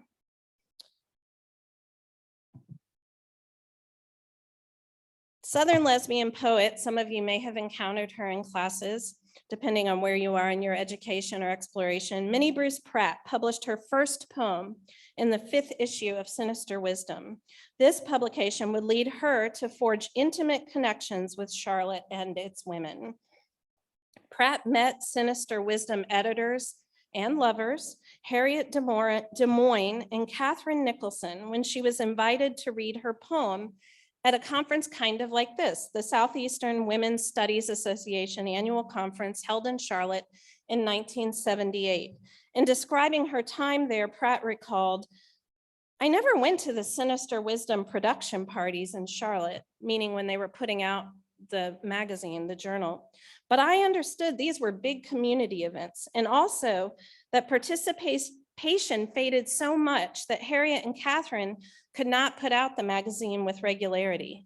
The editors faced substantial economic challenges and often relied on care packages from around the country, including what they called head food to sustain them, meaning people literally sending them food and snacks to feed them so that they could afford to live this life of writing and producing women's literature. Approximately 150 miles northeast of Charlotte, in Chapel Hill, North Carolina, a group of feminists began publishing the Research Triangle Women's Liberation newsletter. Initially funded by the UNC Chapel Hill and named after the state's Research Triangle region, this 1969 newsletter was the precursor to the feminist editorial collective Feminary. In fact, when Sinister Wisdom would leave Charlotte, Feminary sort of saw itself as taking over the lesbian feminist production publication wing for the US South. By the 1970s, Feminary was hailed as one of the longest running feminist publications, and like the CWC newsletter, women created and controlled the production of Feminary. These periodicals, and I don't have a picture here of the CWC newsletter. Those were, as I discovered yesterday in class, what we call mimeographed newsletters. I had, fortunately, a student in my class over the age of 70 who was kind enough to explain to my other students who were under the age of 20 what a mimeograph is. And the reason I go back to my book cover, A, is because I'm like, yeah, I got a book coming. But B, because the artists that designed it for me were inspired by that typeset that was pre-Xerox or scanning. It was these hand-produced and I remember that at some point, because I went to an underfunded school, we still had mimeograph like math sheets, and it may have been an early form of improper huffing because we really like to smell the ink on those. But anyway, so yeah, you're recording this, aren't you? I'm never gonna make it. We better hope that legislation doesn't pass. Okay, so anyway, feminary and newsletters of the like had to rely on their own production ability and their own money from women around the country. And they were a platform for women to build this local and national community because they highlighted issues of local activism, but also connected Southern feminists to like-minded activists throughout the country and indeed the world. As they connected regionally through the printed word, they created bonds of national sisterhood. And this was indicative of a national feminist trend. And I'll come back to Audre Lorde's poem. I have more to say about it. This is Catherine Stevenson and Harriet Des Moines. Their life in Charlotte was a challenge. They are the founders of Sinister Wisdom.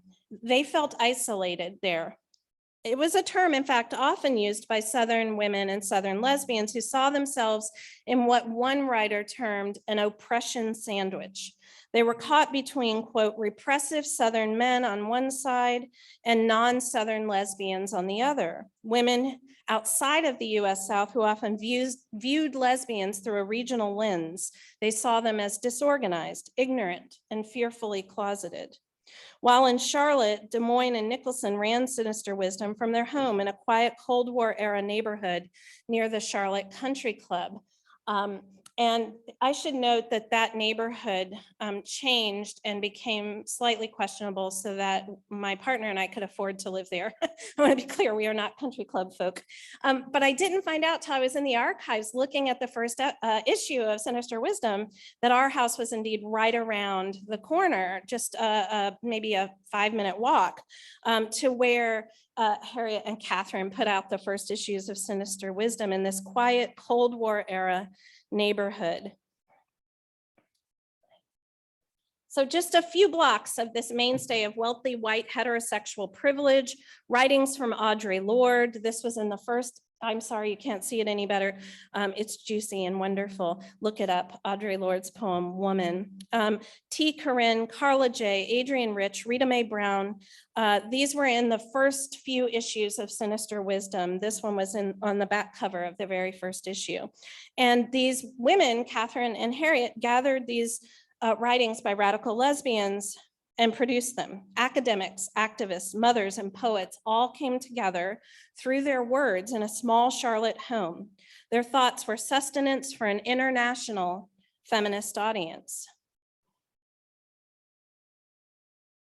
In 1976, Des Moines revealed the activist roots of Sinister Wisdom. We're lesbians living in the South, we're white, sometimes unemployed, sometimes working part-time, we're a generation apart. Catherine directed university plays for 20 years. I, Harriet, was an erratic activist in the civil rights movement in the left. And then the radical feminist women's movement. We are using the remnants of our class and race privilege to construct a force that we hope will ultimately destroy privilege. Sinister Wisdom was the result then of intimate and sexual connections found at the Charlotte Women's Center, and it emerged on the heels of a major split between the women who hung out at the house. The activism at the center and the pages of Sinister Wisdom could not be separated from the intimacy, friendship, and personal pain. A group who labeled themselves Charlotte's Drastic Dykes began to meet at the Lyndhurst Avenue house in 1975, and members briefly lived in an upstairs apartment there and caused substantial concern for women who visited the center. After intense infighting among the women, the group, Drastic Dykes, eventually vacated the premises and branched off to form their own lesbian center. And among those who left were Des Moines and Nicholson. And amid their pain and that emotional frustration, Sinister Wisdom was born. In her description of the troubled origins of Sinister Wisdom, Nicholson recalled that some women at the center wanted a different kind of magazine, but neither of us, Nicholson said, was interested in a local newsletter. We wanted literature, philosophy, and theory. They thought that was elitist, so we left. But in fact, their departure did represent an elitist effort led by Nicholson, who had recently resigned. Think about this for a minute. Think about how many women faculty you've seen in your career as a student or as a faculty member.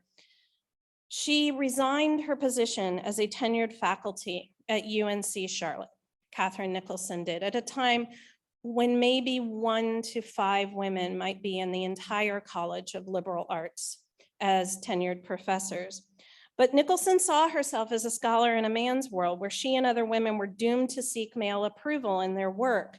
She viewed the university system as a tool of patriarchal domination, and she left her tenured professorship as a symbol of her commitment to a life of lesbian separatism without men involved at all. In her defiant departure, Nicholson placed a note on her office door at the university. One day I dream of doing this, and left the campus where she felt the commitment to patriarchy was symbolized in its phallic Belk Tower funded by the donors of Belk Department Store. And Nicholson's words on her office door, quote, "An unadorned stiff prick complements the center of our campus." Although Des Moines and Nicholson were aware of their class and race privilege and wrote about it often, they also left behind women at the center who struggled to maintain jobs and incomes, support children, and who did not share an education or a privileged ability to devote themselves fully to literary pursuits. The Dykes who left the Charlotte Women's Center were determined to live emotionally beyond bonds of patriarchy, and they wanted to separate from men and heterosexual women. And it was in this separatist mindset. You've encountered student separatism if you've studied Black history at all in the Black Panther movement. That's a similar idea of separatism. It was in this separatist mindset. In fact, many feminists were in conversation with Black Panther activists. This is how Sinister Wisdom took shape. And at the time of their exit, Drastic Dyke Joy Justice offered a thorough explanation. I think I made a slide. It was late last night. Oh, there it is. Good. We are gone from the Women's Center because remaining involved meant continuing to put a lot of energy into women who were in turn giving a lot of energy to men. It's much more complicated than that, of course. Lots of anger, lots of hurt all around. Women, even lesbians who stayed at the center, struggled with the stance adopted by the Drastic Dykes. They could not understand political separatism, arguing that no one should be living in this house that contains the Women's Center if they don't accept all women. Joy Justice struggled internally. She couldn't abide a theoretical position that would require her to abandon her biological sister because she was heterosexual. When she wrote about her personal turmoil into Sinister Wisdom, she concluded that she could only live as an individual. But when she left Joy Justice separatism as an identity, she was unwilling to leave lesbians and lesbian camaraderie. So just 3 years after the Dykes exited the Charlotte Women's Center, some lesbians returned to the house, providing that camaraderie that Justice and others sought. And a lesbian support group began to meet at the center, but at least one woman worried, I love this, about participating in a group with women who were previous lovers. Charlotte wasn't a big city. This was not a big group of women. And so she suggested perhaps we should have 2 lesbian support groups.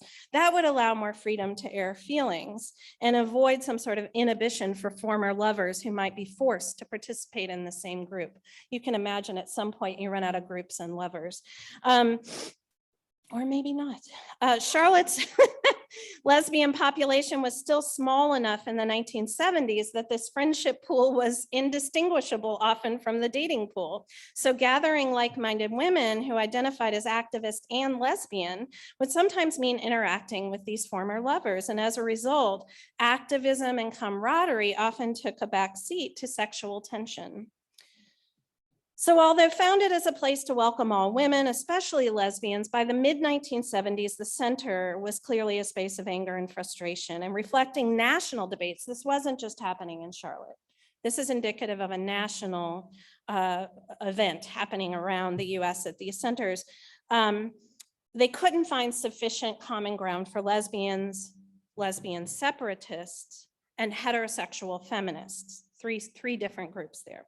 So the space at Lyndhurst Avenue was contentious, political, and activist. The center hoped again to provide space for all women, but ultimately it was really only a small group of predominantly white women that found this center to be a welcoming space. And so efforts to continually redefine this physical space divided women over and over again.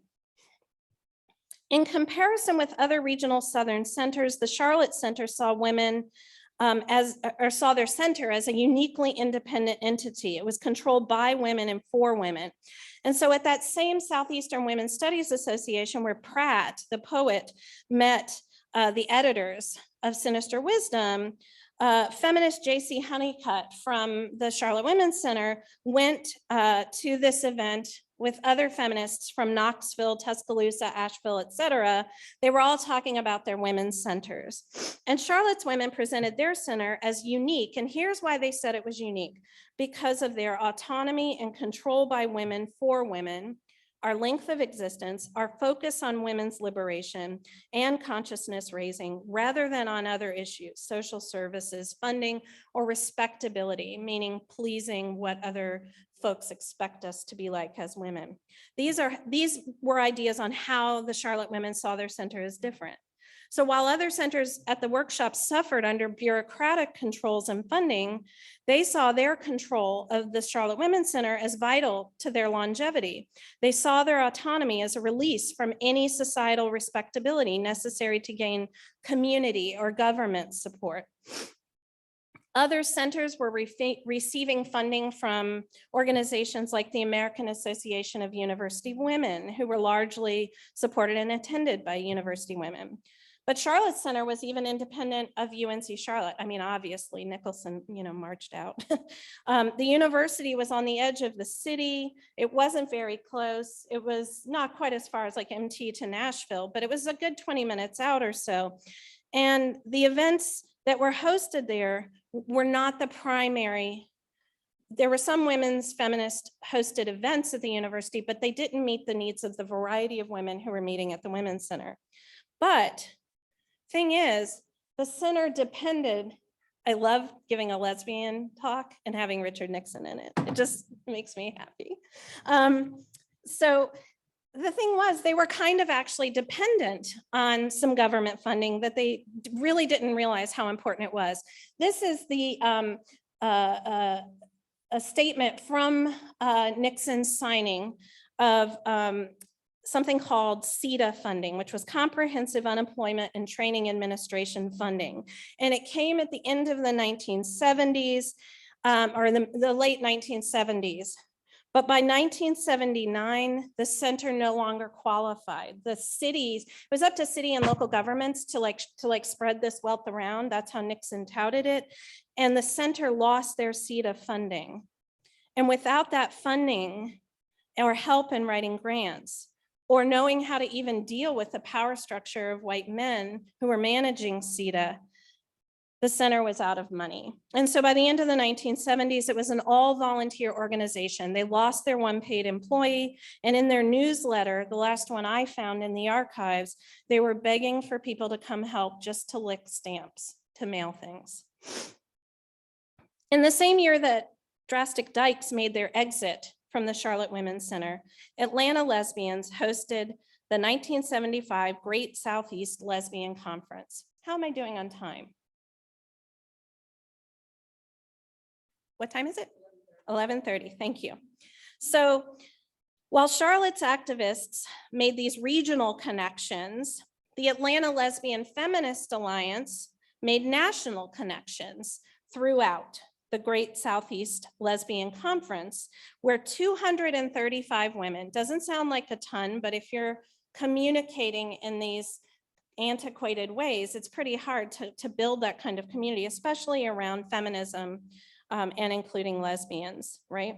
So 18 states were represented, speakers hailed from all over the country, Massachusetts, San Francisco, and the attendees hoped to set up regional and national community networks for lesbians, recognizing that they are, and this is important if you want to think about economics and economic survival. Lesbians who are self-supporting, quote, and live outside a nuclear family present a challenge to the oppressive system of capitalism. So that whole anti-capitalism movement that's really hot right now on social media was also happening in the 1970s among radical feminists. So Charlotte Strassic Dykes went to this conference and they were gonna read, guess what? They were gonna read and participate in a conference meeting on separatism. But even at their conference, they couldn't figure out who to invite and who to include. They wanted to meet exclusively with separatists in their workshop, but according to one woman from Atlanta, quote, non-separatists could not accept this, and therefore the meeting just became this movement from room to room to room, while the separatists continued to try to separate themselves. Like if we all just kind of like, okay, let's get our group and we'll go to the next ballroom, right? So the goal put forward at the conference was to remove the need for separatism, but also to recognize that the ideology could sometimes be necessary. So women face this difficult decision on where do they fit in the separatist debate. They don't feel part of either group. This was especially true for Black women at the conference. They had focused their concerns on the future work of what at that time would have been called third world women, or what we might refer to as the global South. While the predominantly white conference attendees recognized that separatism and racism were substantial issues, they recognized a normative and troublesome assumption that Black women would simply join this white lesbian feminist movement, rather than the movement expanding to include and meeting Black women where they were. So these conversations were happening, not solved, but happening. As other scholars have noted, the lesbian separatist rejection of the family of origin, if you know your family that you came from are heterosexual, that kind of thing proved especially difficult for guess who? For Black people, Black women who remain deeply connected to Black communities in an alliance of necessity based on racial oppression. So this was a very white-led idea, this ability to separate from the support of community and family. Think the importance of the Black church.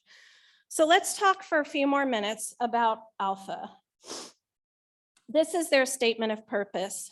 You can read it while I talk, which usually doesn't work well, but I don't want to run out of time, so it'll keep you awake. In Atlanta, the impetus for Alpha came from women who were committed to New Left activism, and they were frustrated, and I want you to hear this, they were frustrated with gay liberation. How can lesbians be frustrated with gay lib and women's lib?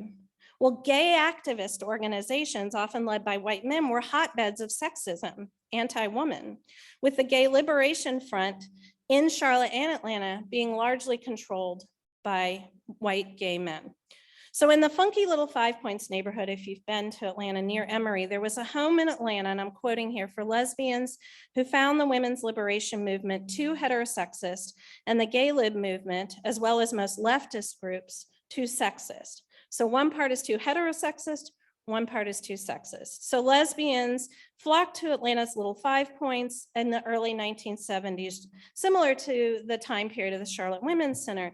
And educated students at nearby Georgia State University and Emory University joined this group at the house. Now remember, UNC Charlotte is on the edge of Charlotte, right? In Atlanta, Atlanta Lesbian Feminist Alliance is right in the center, as if they were right across the street here from MTSU, right? So it makes it convenient for that community to build. And so they define the development of this funky neighborhood. Once decimated by white flight, Little 5 Points now brought in free thinkers, political activists, artists, lesbians, and feminists who wanted to pursue this anything is possible view of the future. And so they opened their house, similar to the Charlotte Women's Center, they called it the Edge of Night. Feminists of this time period loved to name their homes. So theirs was the Edge of Night. And in this neighborhood of lesbian communal households, the house offered a place for women in and outside of Atlanta, just so they could be with other lesbians.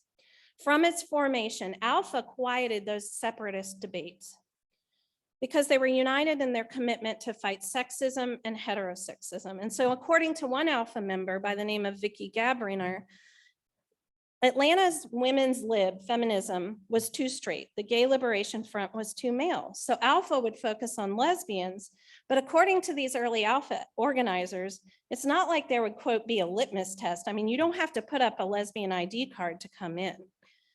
So Alpha provided this home in Atlanta where for the first time in the history of lesbians in the South, there were social spaces outside of bars that were hard to find, dimly lit, and dangerous. And lesbians could now meet and have public activities, and they can participate as lesbians without fear of persecution by police, because one of the things Alpha did was found a police task force, and they put themselves in conversation with the police to try to protect themselves.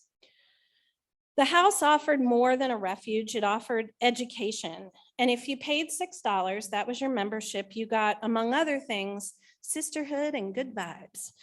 So Alpha managed to create an impressive library. This is the most long-lasting, in my opinion, as a historian, an important resource. They had this library of feminist and lesbian newsletters and periodicals, and that's how I get the information, a lot of it, including the Charlotte stuff that I'm sharing today.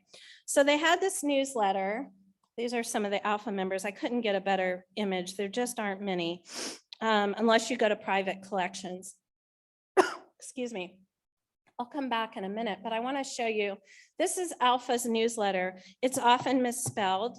Maybe you can figure out why. It's actually called Atalanta, and their newsletter would list the library acquisitions they made. Oh, we got Onyx, a magazine for Black lesbians sent to us by California. It's here in the library if you want to come read. That's what they would put in their newsletter. And so their commitment to this print culture of feminism meant that the history of women's sitters across the world, including in Charlotte, would be preserved. Alpha's commitment it allowed them to maintain their organization and their archives. And what this tells us is that they were relatively affluent. And here's another way we know this. One woman, and I don't know enough about her, but we have a snippet of her story. Her name is Carla Brown, a Black lesbian who moved from Charlotte to Atlanta in the early 1970s. And she noted that the women at Alpha seemed to be more welcoming, interestingly enough, than those at Charlotte Women's Center. But she also was keenly aware, in a very brief archival statement that we have, that women at Alpha House had their own places to live, unlike Carla Brown, this lesbian. And so they were largely middle-class white women, meaning they didn't have to live at the center for survival. And they were older than her, and they had completed their educations, and they were predominantly white. We know this from photos. So Atlanta operated on this profoundly larger economic and population base in comparison to many new South cities. There's another, one of my favorite Atlanta covers.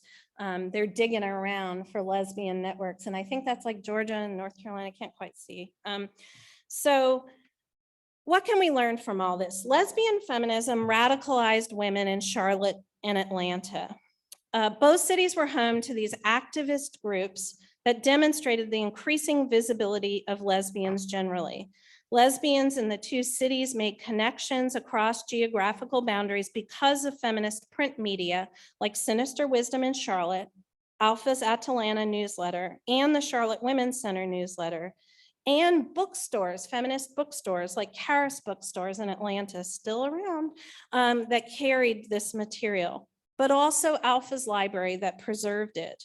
There was this pipeline of political action, love, desire, and support that flowed between lesbians in the two cities, and women who could find a unique place to express their innermost desires and activist commitments in these newsletters and journals. So I'll close today with an excerpt I received at the end of my dissertation from Drastic Dyke, Joy, now Callie, Justice. after hearing that I would be sharing their story and presenting it at conference. This is from Joy's email to me. Just wait, it's applicable. And now you're going to tell historians and scholars about us. I'm staggered at the thought. In the summer of 1974, my lover and I, who were both drastic dykes at the time, traveled across the US in a VW Bug. We replaced the front passenger seat with an ice chest, transforming it in those pre-seatbelt law days into a camper. Today we use vans, they used a little Bug.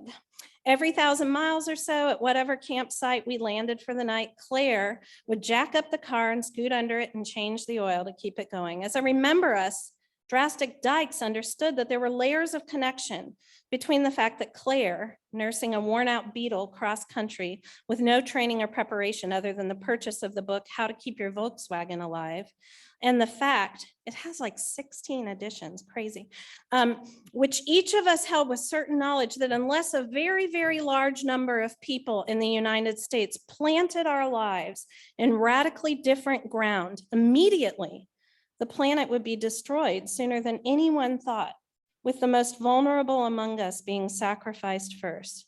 I will remind you, this is 1974. We all got that. Getting that is what we were about. The personal is political. We got that. And for a while, we tried to live together in the light of our shared understanding. And Drastic Dykes was right. Or at least we were way more right than wrong. For all the good that does, of our many shortcomings and failures, I feel saddest about our inability to treat those who were the closest to us in the women's movement with kindness and care, while still speaking clearly and powerfully about what we understood. I'm comforted in knowing by we here, I mean not just Drastic Dykes, but all women who developed a relationship with Charlotte Women's Center over the years, gave it our all. And in believing that many of us continued and continue to work in the service of a better society, and we go places where we have individually found to put our hands to the plow since those long years ago. Thank you so much for your time and attention. I'd love to answer a couple of questions.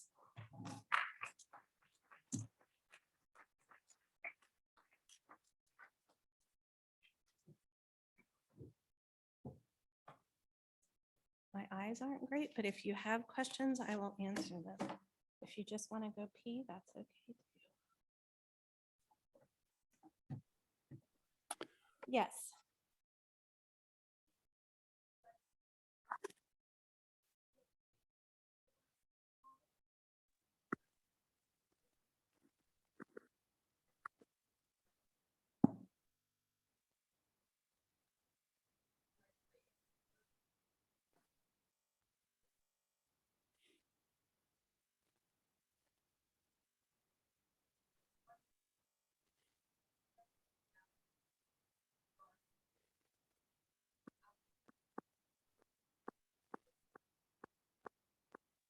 Right.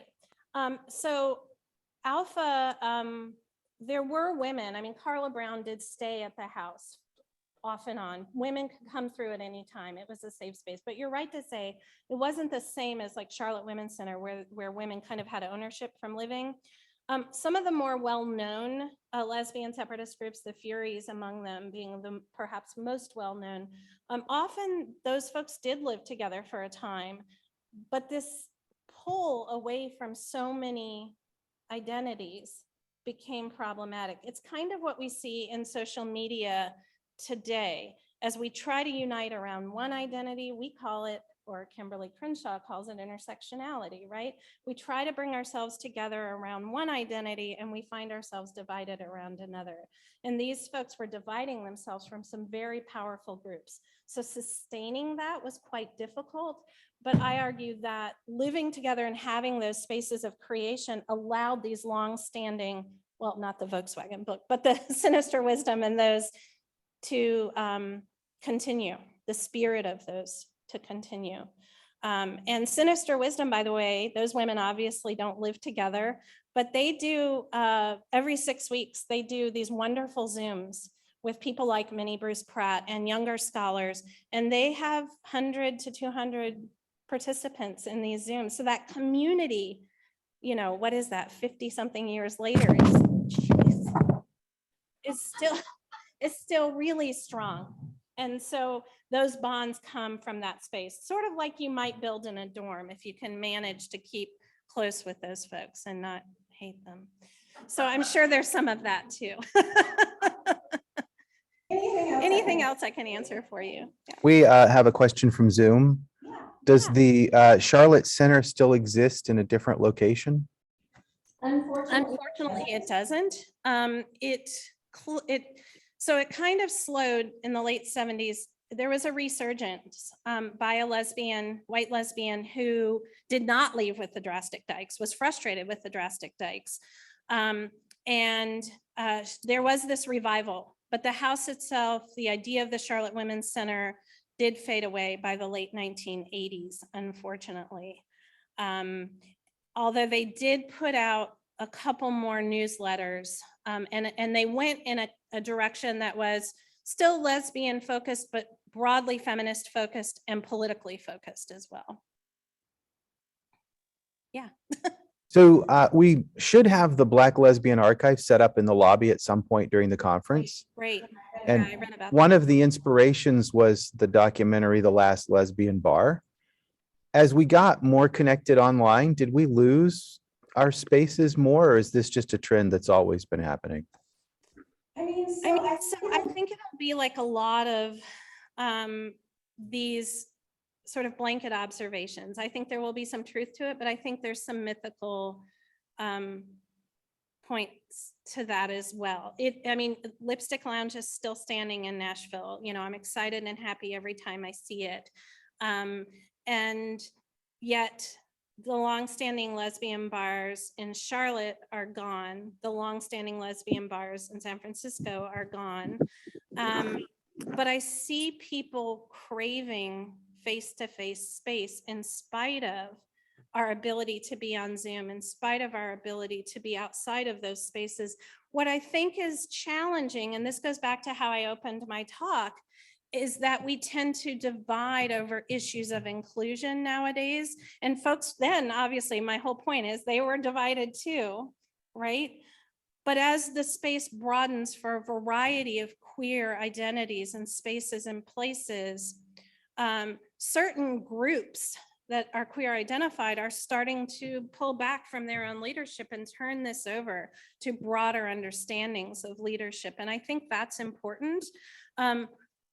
Those spaces are going to ebb and flow, but I do think it's fascinating the cities that sustain and maintain queer space. I absolutely think the imagined space, I was just reading a piece by a lesbian writer on dating in the 21st century on Tinder and just the horrors and the frustrations of losing that kind of face-to-face interaction to help you build community so that you don't just show up, right? And then find out, oh, whoops, this wasn't what I thought it was going to be. So I don't have an easy answer, but I suspect some of that is mythical. It's true that the physical spaces are leaving, but it is also true that those of us who are queer identified crave those spaces deeply. I mean, I love coming here today. I love knowing who my people are. I love walking into this building and knowing I'm in that space.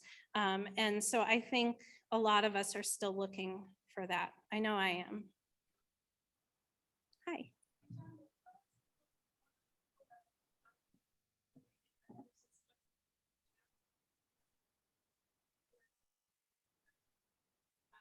Yeah, so let's not promote John Muir's Volkswagen book anymore. If you have a Beetle, go get it. So this is the book, and Accidental Activists comes from a commitment to not necessarily focus on organized activism in the most defined sense.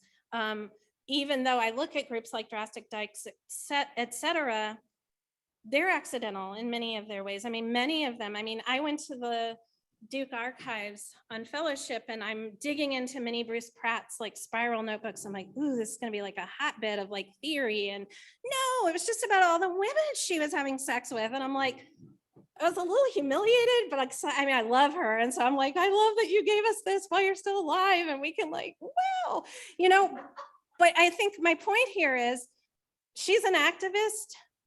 She's having great sex. And some of her activisms become accidental, if you will. And where I see this more, I think, is in the first chapter, where I start in the 1940s, which is what makes this book. And there aren't many books on lesbian history. That's been absorbed into, and I don't mean this negatively, I'm a women and gender studies scholar, but historians have been okay to not continue to historicize in the way that they have, say, gay men's history.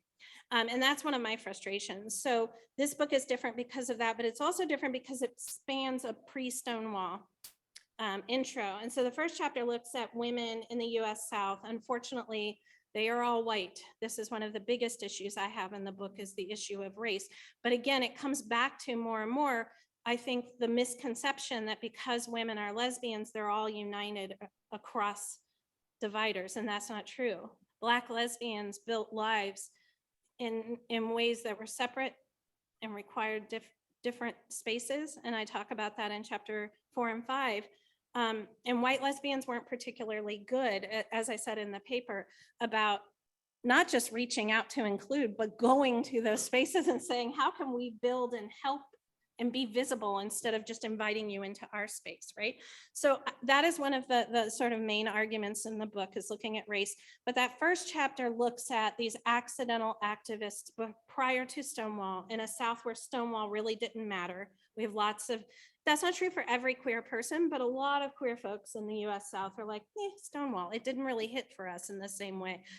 But Atlanta has their own sort of Stonewall moment. Charlotte does too. It just happens much later. So these women in the 1940s and 1950s are finding each other, and they're becoming accidental because they're taking up space, not in the way the Drastic Dykes were, but just by finding queer space that is safe. So I talk, for example, about something called the TikTok grill, which now has a totally different meaning, right? Somebody should like reinvent the TikTok grill. But it is on Piedmont Park in Atlanta, which if you've ever been to Atlanta or Atlanta Pride, you know that is the longstanding home, or was, of queer pride celebrations. Well, it was also the longstanding home of lesbian softball in the 1940s and 50s. And there was this diner on the edge of it called the TikTok Grill. And so I have this really fascinating oral history. I didn't do it, it's in an Atlanta archive, of a lesbian who says, next thing you know, TikTok Grill is not a straight bar. Like, people come there and they're straight and they eat, but when they're not there, we turn on the jukebox and it's our space because we play softball there. And so those people aren't creating an activist moment. They just finished softball, they won or they lost. They want to drink a beer, they want to find like-minded women. And now they've taken up space in the US South, which, as a woman without a man to accompany you in the 40s, 50s, 60s, pretty radical. So I wanted to rethink activism. And so quickly, I'll just say there's that first chapter, which is these opportunities for connection. The second chapter is a bar chapter, which is called Connections. And it looks at bar history in Atlanta and Charlotte. And then the third chapter is mostly what I talked about today, so the drastic part. And then the fourth chapter is on pride, the political possibilities for pride and how that was different in Atlanta and Charlotte, and how it was uniquely tied to business and politics. And, by the way, Black mayoral leadership. Democratic Black mayors are in Atlanta solidly in a way that they don't show up until the 1980s in Charlotte, and it coincides almost to the year and when they're able to start sustaining queer pride visibility. So the myth that Black communities are not welcoming to queer people, I mean, I think, again, it's sort of like the other myth, right? There's some truth to that in some spaces, but what we've seen is that Black politicians have been overwhelmingly supportive and brazen in their support for queer people. And then the fifth chapter looks at those institutions like sports, universities, businesses that create space in Atlanta and Charlotte for women to gather accidentally or on purpose. Yeah. Thank you all. I really appreciate your attention. Oh, I'm sorry. There was one more question.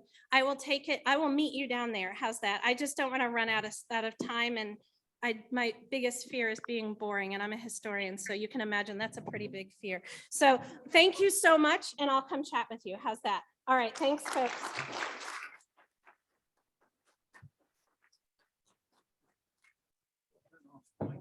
Oh, okay. I won't run off quite yet. LaShonda, on behalf of the conference planners, supporters, MT Lambda, the College of Behavioral and Health Sciences, and the Conference Advisory Board, we want to thank you for your support of our efforts to present this worthwhile event. We want to especially thank you for your commitment to taking the next step, and we ask that you accept this small token of our appreciation. Oh, thank you. Thank you. That's so lovely. I appreciate that. Thank you. We've now come to the lunch hour, and we're going to reconvene at 1 p.m. promptly for the concurrent sessions. If you are going to attend the Interviewing Strategies for Success, that's Ballrooms ABC. And if you pre-registered and are attending the Safe Zone training, that's going to be in Ballroom E. Don't forget to check your schedule and programming for today, tomorrow, etc. And remember tonight, the film festival. Have a good lunch, and we'll see you back. Thank you so much. Thank you. I appreciate it. Oh, thank you. All right, Zoom, if you're hanging out with us, I'm going to go ahead and run the slideshow, and we will be back sometime shortly before 1 p.m. Because it's such an outlier. They actually call it the San Francisco.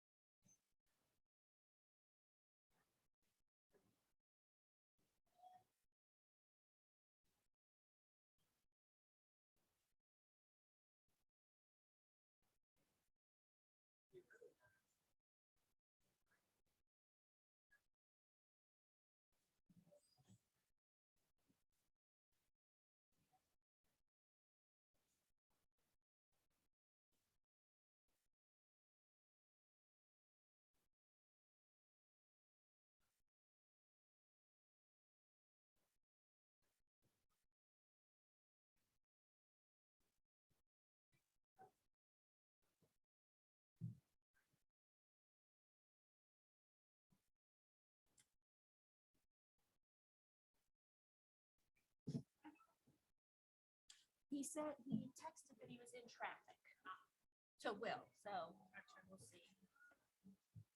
Gets here. If the tech people come back, do we ask them about the mic? Because there's 3 here, or she just doesn't even want one? She kind of said, yeah.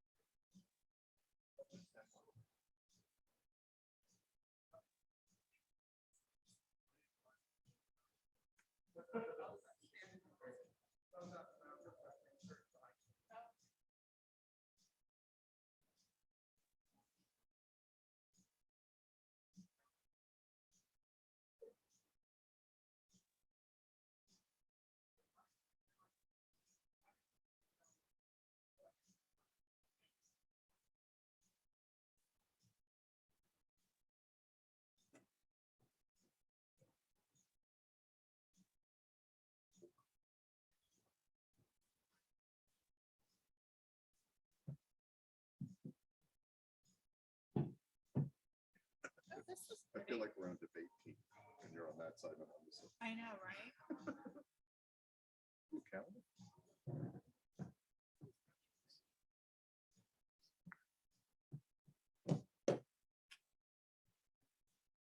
I don't know why it's that.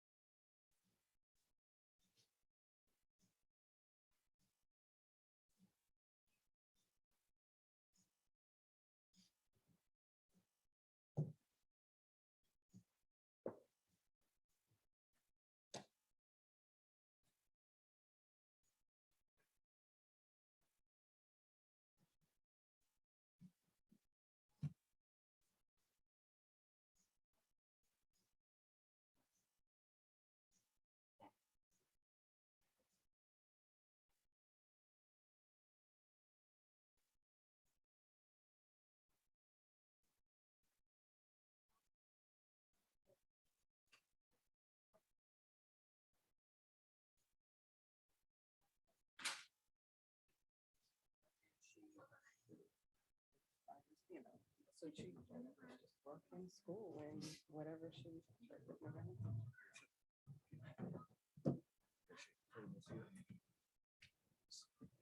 So. You need to say. That's why we can't do anything soon. Oh, good, okay. So Thank if you. you Yeah, want I'll So to you do might all have the this extras. prep. Because a lot of the students do. Oh, okay. Because I was going to suggest we just accept things. That's what I said. Yeah, that was like this. Yeah, to get a little more intimate. No, this is. Anyway, yeah, my email's on there. Well, you know my email, so any questions? I said it's like the debate team and they're on that side. All right, team, nice to meet you. Nice to meet you. I'm Janet, we were Yeah. talking.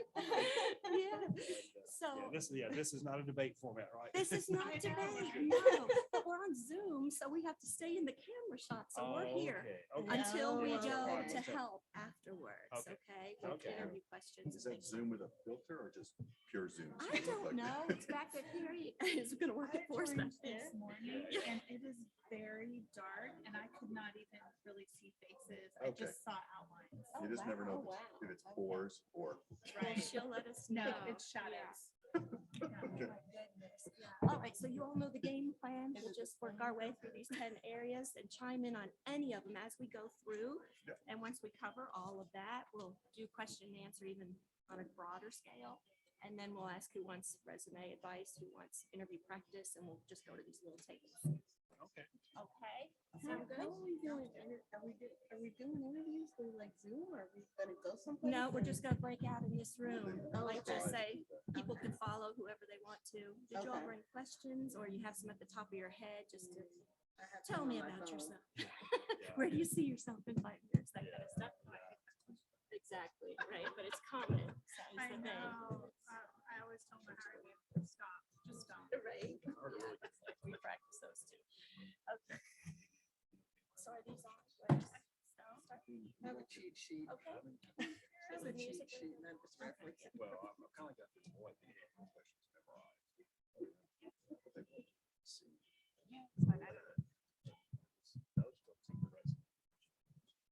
They don't. They really don't. I wondered if we had some updated ones that I hadn't gotten a copy of. Oh, I we thought we were They gonna were gonna share. lean in.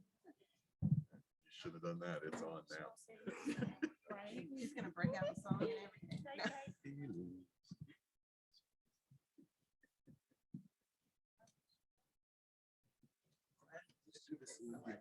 I'm guessing it's back on the audio board.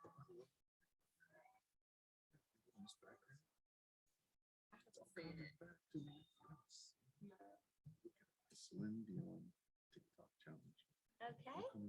All right. Thanks, everybody. We're glad you're here. It's a huge room. You're way back there. Can you hear us? Hear me? That's perfect. Thumbs up. Fantastic. And we've got others that are joining us via Zoom. So hopefully you'll be able to hear this well. Do type in the chat if you're having any issues with the tech. And we have a person running our tech that will address those quickly for you. Well, you're here to talk about interviewing strategies for success. And I'm Dr. Janet McCormick. I've been teaching in higher ed for over 35 years. I've been teaching abroad. I taught in London a few years. I taught in Buenos Aires a few years, Singapore a few years, but joined MTSU in 2002 and have been here ever since. All right, so that's a brief overview. I teach organizational communication as well as I'm the director of the Master of Arts and Liberal Arts program, and I'll talk more about that later, but we're glad you're here. I'd like to introduce the panel now, have them self-introduce, and then we'll move into our content for the session. Sure. So I'm Kathy Lively. I use the pronouns she, her, hers, and I've been a part of the conference since the inaugural year, so it's very exciting for me to be here again. I'm finally back in person. I'm currently with Hillenbrand as the Director of Diversity, Equity, and Inclusion, and made that jump from Nissan about a year ago. So previously I worked with the conference through the Nissan sponsorship. Hi, I'm Terry Murphy. I'm referred to as a he, him, and his. I'm with Deloitte. I am the Technology Managing Director for our U.S. infrastructure practice. So we do a lot of, I guess you would kind of refer to it as more of the high-tech work in our practice offices with networking and with systems running in our data centers in the cloud as well. So again, I'm a graduate of MTSU. I think my first degree was in 1987. So I'm kind of perhaps dating myself a bit. And then I have my MBA from here from '94. So I have been very familiar with MTSU and definitely appreciate it to be here today and welcome discussions. Hi, my name is Tanita Haley. I am a she, her, and hers. And I am a senior manager at Deloitte as well, where I am over in part of our Deloitte Cloud Services organization, where I'm responsible for our cloud account orchestration and cost. Cloud can be very costly for those of you who might be hosting stuff in the cloud. Our cost and our communications and our website for our services. I've been at MTSU in a variety of capacities. I've attended this actual conference several years ago. I work with another professor on the Women in STEM group, so part of that as well. So I've been here a few times as well and look forward to this discussion. Thank you. Right. I'm Ron Belcaris. I identify as he, him, his.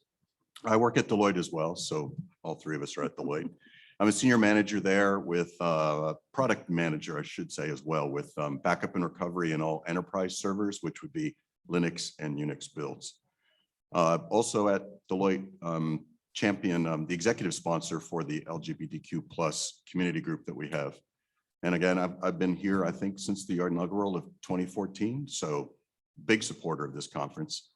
And if it helps, Terry hired me, so he knows everything about great hiring principles. Very nice. Well, thank you, everybody. So again, I'm Dr. McCormick. My pronouns are she, her, hers. And what we'd like to do then is guide you through a discussion of various topics that will help you strategize for interviewing practices. Then we'll open up to a general question and answer session. And then if you want to stay along later and have us look at your resume or do practice interviews with us, we'll break up, go to the tables, and we can do that until the end of the session. Okay? All right, so I wanted to begin by talking to you about our career centers that are so popular at any and all universities and campuses. Have you visited the MTSU Career Center? Any of you? Maybe show of hands. Yeses. All right, this is usually the first stop for students when they're getting ready to graduate and say, I need to find a job. Where should I go? What do I need to do? Where are my best resources and so forth? Every campus has one of these types of offices, but when you talk to those individuals in particular, they're not as well used as they should be. So I'm pushing that right off the bat to say, you need to check out those services, talk to your peers, check out those services. Here at MTSU, it's mtsu.edu/career, and they're over in the KUC on the 3rd floor. All right, so what types of things does a career center do? Do you want to take any guesses? I bet I can hear you. What does a career center do? Don't forget to use those virtual speak up. That's right. Anyone virtually can add to the chat over there. That's right. All right, number one, you would sign up for an advising session. Just pick one of the advisors and say, I'm getting ready to graduate. I want to meet with someone one-on-one to talk through what I need to do. That's step one, get that hand holding right out the gate. But beyond that, check out their website and see what the services are. They usually have a resume proofing service at most universities. Just put it in their Dropbox. They'll take a look at it and they'll send it back to you with advice and so forth. You can look on their website and see what types of recruiting events are going on campus, when the employers are going to be here, right? When they are coming to you because they love, like, TSU grads in this particular college, we're here for you. We want to be in line first. And so those types of events are on those websites.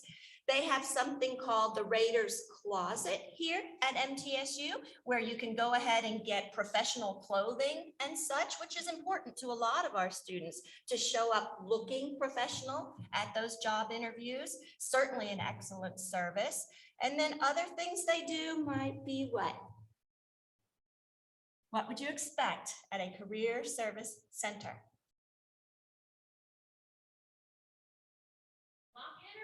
Fantastic. Yes, mock interviews. In fact, at MTSU, they have something called the big interview. If you look on their website, you click on that, and what you'll actually do is type in your information, and you'll be doing a mock interview. I'm saying virtually, but it's not with a real person. Right? You're just getting practice questions. It's recording you as you answer the questions. Then it sends the whole thing to you so that you can look at how you come across to people. You can monitor your communication skills and so forth. The big interview, which that's fantastic, right? Is that available for alumni? Yes, actually it is. Yes, it is. It's alumni, it's current students. All of the services over there are actually available to alumni. So that's worth checking out. And then the second service they do is something called Handshake. Are you familiar with that one? Yes. Yes, because that's at a lot of different universities and campuses as well. So you might want to sign up for that service, Handshake, so that again, you can put in your resume. They'll send your resume out to potential jobs that fit your resume. They'll contact the employers and say, here's a potential person, and they'll get you in contact with each other. Employers pay a lot of money to be a part of Handshake. So if there's an employer that's on Handshake, they're there very intentionally and at a financial cost. Absolutely. So it's worth checking out is where we want to start with. Most campuses have a service. That's wonderful. Students don't take advantage of it as much as we should. And so we want to keep getting the word out there. So where else do we learn our interviewing skills? Well, typically within your major, it'll be within your senior capstone class. You're getting ready to graduate. Let's take a look at a resume. Let's see what it's going to take for you to get a job. All right, most programs do that here at MTSU. But what's unique, what can go one step further, is I teach in the field of communication, and we actually have a communication course called interviewing, where we work all semester long on how to be successful at interviewing from both sides of the desk, the interviewer, the interviewee. And we work on that. We work on your resume, your cover letter, how to present yourself professionally, etc., all semester long.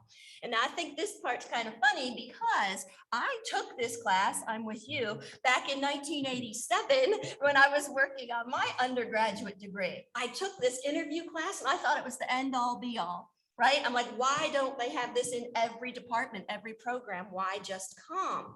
Well, then I did my master's and I started teaching in higher ed. And what do you think is the first class I was asked to teach? Yes, interviewing, interview comm. In fact, this is kind of funny as well. I'm using the same textbook from 1987. Today, it's the 16th edition of this textbook because it's the #1 leading, scholars in the area of how to successfully interview. So Principles and Techniques of Interviewing by Stewart and Cash, I can email you that, is a wonderful resource for all types of practice, tips, and et cetera from communication. So I've got the class here at MTSU. In fact, I'm teaching it right now this semester. We're working on it online. All right, so we can do on ground or online, but the students come in with the intention of learning how to get that job, getting all their materials together so that they can find success. That being said, I gave you a handout that I want to walk you through the biggest assignment that I do in that interview class, but with the assistance of the entire panel up here to show you the various perspectives on what would be the key components of preparing for a job interview, okay? So you've got the handout in front of you. Those at home, you don't, but I can email it to you. My email is in the program, I do believe, and I can email it to you. All right, so what we're going to do is talk about the process of preparation for an interview. That being, first you find the job you're going after. Once you identify that job, you say, all right, I need to prepare. We're going to talk through creating an actual binder, whether it's physical or online, but it does help you prepare thoroughly for the job interview you're going to have. Then we practice the questions and so forth. And then you tell everybody what you learned from this experience. So we're going to walk our way through these different components and get everybody's perspective. All right. So with your handout, do you see that step #1 says, let's look at that job description and make sure that we put it in the binder. It should be the first thing you see when you open up, I researched this position. What's the job description? Why might that be, my fellow panelists? Would we want to adhere to that as step 1?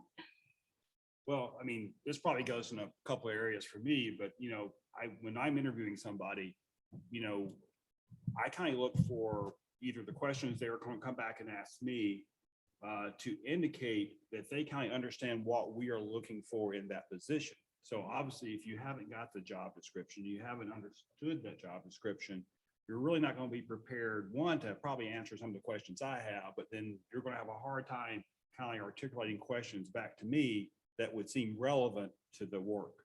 So again, I think understanding job description and, my view on it is you've got to kind of understand it. And if you've got questions about it, those are great things, at least from my perspective, to bring in the interview because it shows that you've done that research, you have that understanding, you just not, kind of showed up unprepared.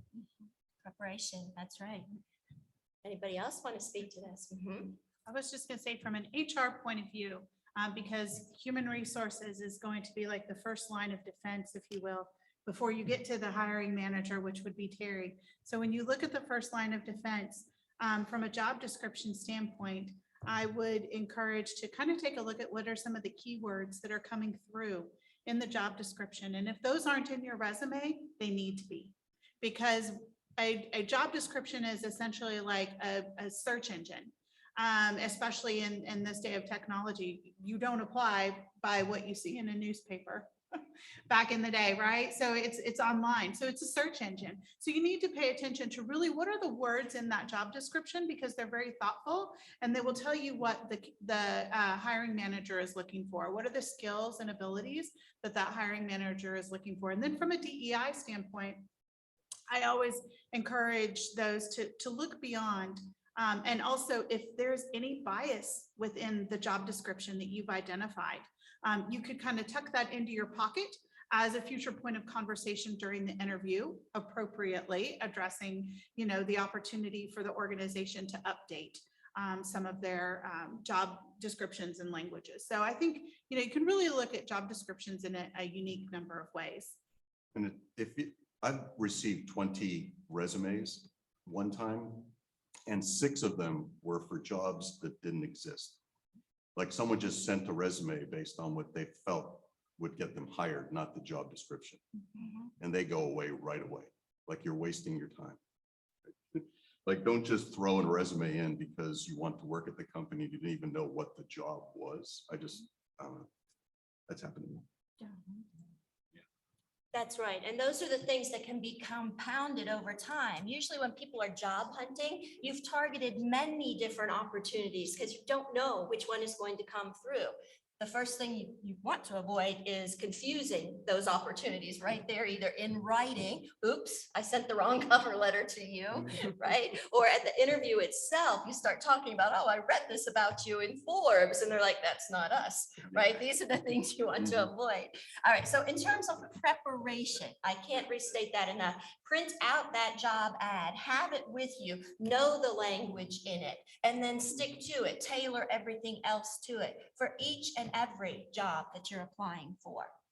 All right, so step 2, as you prepare for this targeted interview, would be to do some research on the profession itself.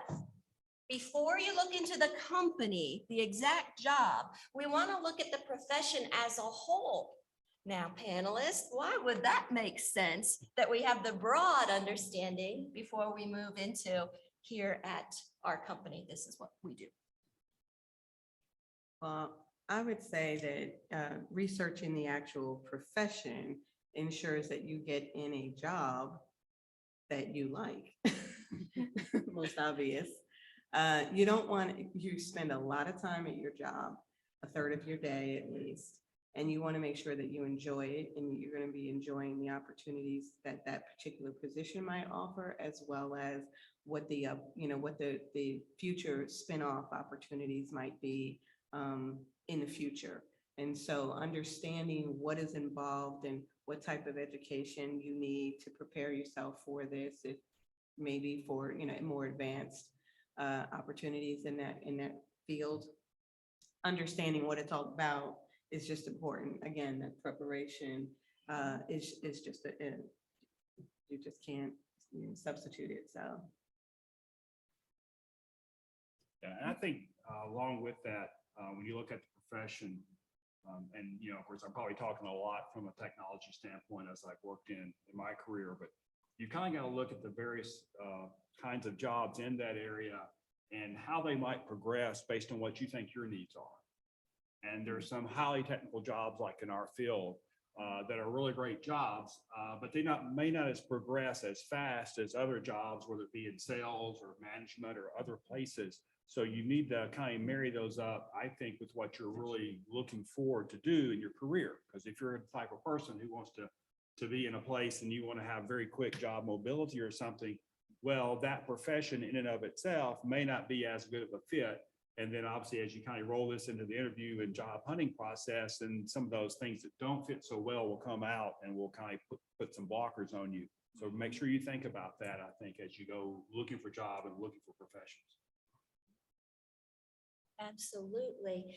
Well, if you look at the handout here, you'll see some of the larger categories that I've given you. When it comes to the profession, it's like, what is the salary in this profession? Rather than just the salary attached to the job ad, you need to have a broader range of knowledge to know what you're getting into. So looking up salaries like salary.com, payscale.com, wageproject.org, those types of places will show you what pay could be, should be, right? As you apply for these different jobs. So you want to know your ranges before you go in, so you negotiate from a stronger place.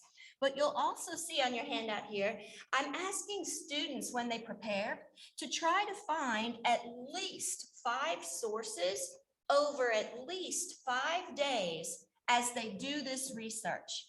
Now, why do you think that would be my recommended approach to doing your research for a job interview?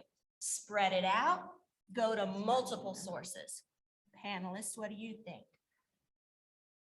Well, I think it's definitely important because we have a lot of information today at our fingertips, but you want to try to make sure you get the right information and the most complete information. So I definitely would agree. You want to look at multiple sources And I also like the approach because a lot of times, and again, I've got a 19-year-old son in college right now, and I watch how he works, and he likes to like procrastinate to the very last moment. And you don't always, if you don't like give yourself time to digest and kind of look at those things, you're going to miss a lot of opportunities for other information that's going to be very important. So I do think I think it's a great suggestion to spend a few days on it. Don't try to do all of it here, 30 minutes before the interview. Yeah, the night before the interview. Be prepared and give yourself time to digest and look at it from multiple angles. And even the idea of travel is listed there. Like, are you remote, or will you have to maybe move to that job? And then looking at your sources from that potential city, whether it's there or where you're living, because that can affect salary depending on where you end up. And I think there was something that we were kind of talking about before we came up on stage. And Ron was sharing that they had a conversation today at Deloitte around retirement and how to prepare for retirement. And so as you think about this, like sometimes salaries can look really fantastic, especially I remember several years ago coming out, and I'll be honest with you, I will share my first salary job coming out of college was $18,000 a year. And I was like, oh yeah, oh yeah, I'm rocking it. I've made it. No, even all those years ago, it did not. Like, I went into debt. And so because I hadn't taken the opportunity to really educate myself and then advocate for yourself, know your value, know your worth. You're not, I hate to break it to everybody, but as you're coming out of school, you are not at the executive salary level. You're just not. You will get there. You will get there. So, like, have your vision board. But think about what you're going to need to make ends meet. Okay. And so sometimes you may need to be thinking about willing to sacrifice a salary for a benefit. When I worked at Nissan, one of the benefits was a vehicle allowance. That was a pretty fantastic benefit, right? And so that was something that I took into consideration from an overall compensation standpoint.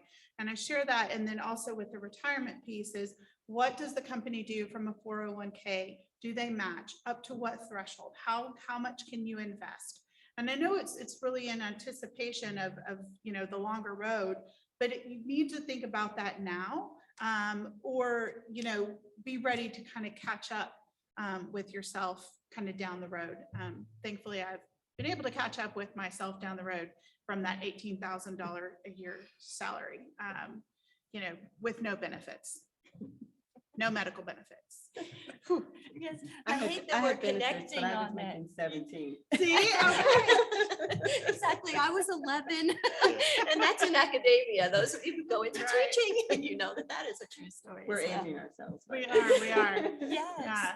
But right now, like when a student comes out, a lot of salaries I hear is like 125. I want to make 125,000 a year. Okay. That's fantastic.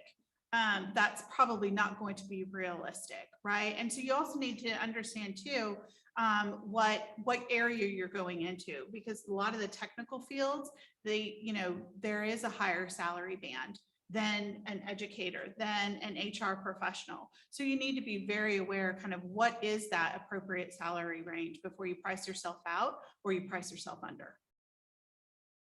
That's true. One of the assignments I give in this class is to do our budgets. And we sit there and fill in everything we can think of that you're spending money on, minus your help from parents, minus your help from student loans, minus your help from roommates, family members, etc., to see what you actually need to live on, to self-support. Then you can say, now, what type of job do I need to support myself? And that's when a huge aha tends to happen in this class.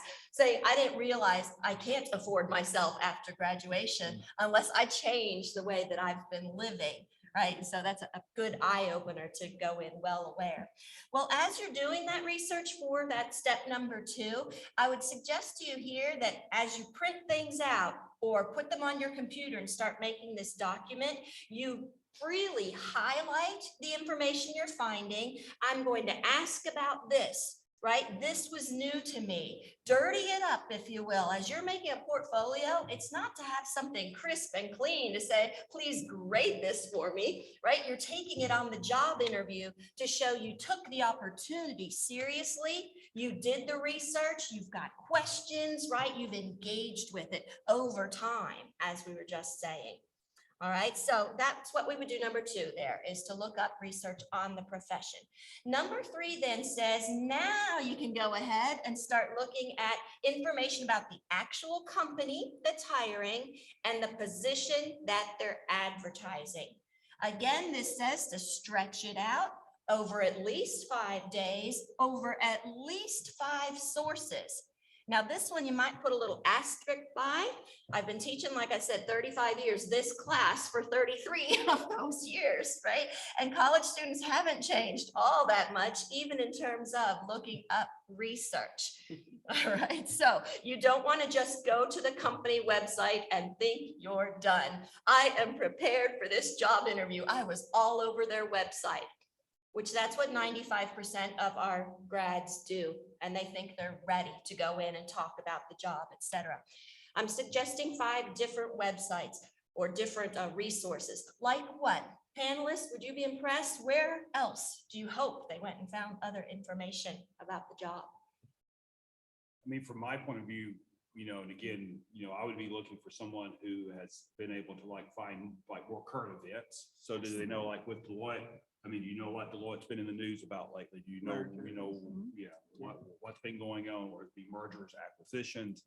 What's happening in our business, in our industry, that puts us kind of current. So again, granted, we've got information about who we are on the website, but what's happening with Deloitte in the terms of the world today and very currently. So looking for that type of current thinking is one of the things I look for. And on this vein, the worst thing that shuts down an interview for me is somebody asks, now exactly what does Deloitte do? And I've had that several times, right? And it's like, well, we don't really have time for that today. Next. Yeah. Right. What else? Where else can they go that you'd be impressed that, oh, you really did go above and beyond for your company research? I think, so I'm not any particular location, but I think to build on to what Terry was saying, definitely, what are some of the things that we have been in the news about? Where have you read an article, whether it be on LinkedIn or on business such and such, website, about something that the CEO did, or the CIO, or one of our practices and things like that, where they spoke, what they were talking about. If you're looking for a job in audit, what did you see about what somebody in our audit practice would be said, and what they're doing and what their plans are? I happen to be in IT. I think we're all in IT, so I can more speak to that. But if our CIO was speaking somewhere and he was talking about some of the new things that we're doing, if you kind of reference that, that definitely shows that you did your research, you are interested, and you've even got a question to ask about it. And so it makes me think that you're a serious candidate. You're serious about us, so I really need to be serious about evaluating you. And that reminds me of something else. Kind of know who is who. So if you're coming to our company and you're applying for a job in finance, know who the CFO is. Know who some of these people are. Do enough research so who's the CEO of this company. How is the company structured? Is it a partnership? Is it a corporation? How does that structure impact the company? What's their stock doing? If it's a publicly traded company, those are very important things to know. So you kind of have the facts, and then you can also kind of relate that back in those discussions. And hold on to that information until you're talking to the hiring manager. Because when you're phone screening with the HR person for the initial call, sometimes that person doesn't even formally work for the company you're speaking with. They're a contracted organization. And so keep that in mind. Hang on to your knowledge and share it when it's appropriate, and don't share it for forced sharing. to like prove, no, I did my research. Don't force it into a fit of a conversation, just to kind of get that knowledge across. Understanding a company too, and the size of it, the location of it, the various locations they may or may not be in, I think helps you as a person, as a candidate, understand, do you even want to work for this company? Because they might be too small, or they might be too large. What is you can kind of get a sense of what your growth opportunities may or may not be in this company. And so knowing that up front before you go is going to arm you with whether or not you want to work there. You talked about salary, and obviously, and Ron talked about location, and that might drive that. And, so you might get a huge salary in some companies, but doing the same job at a different type of company, it might be a much lower salary.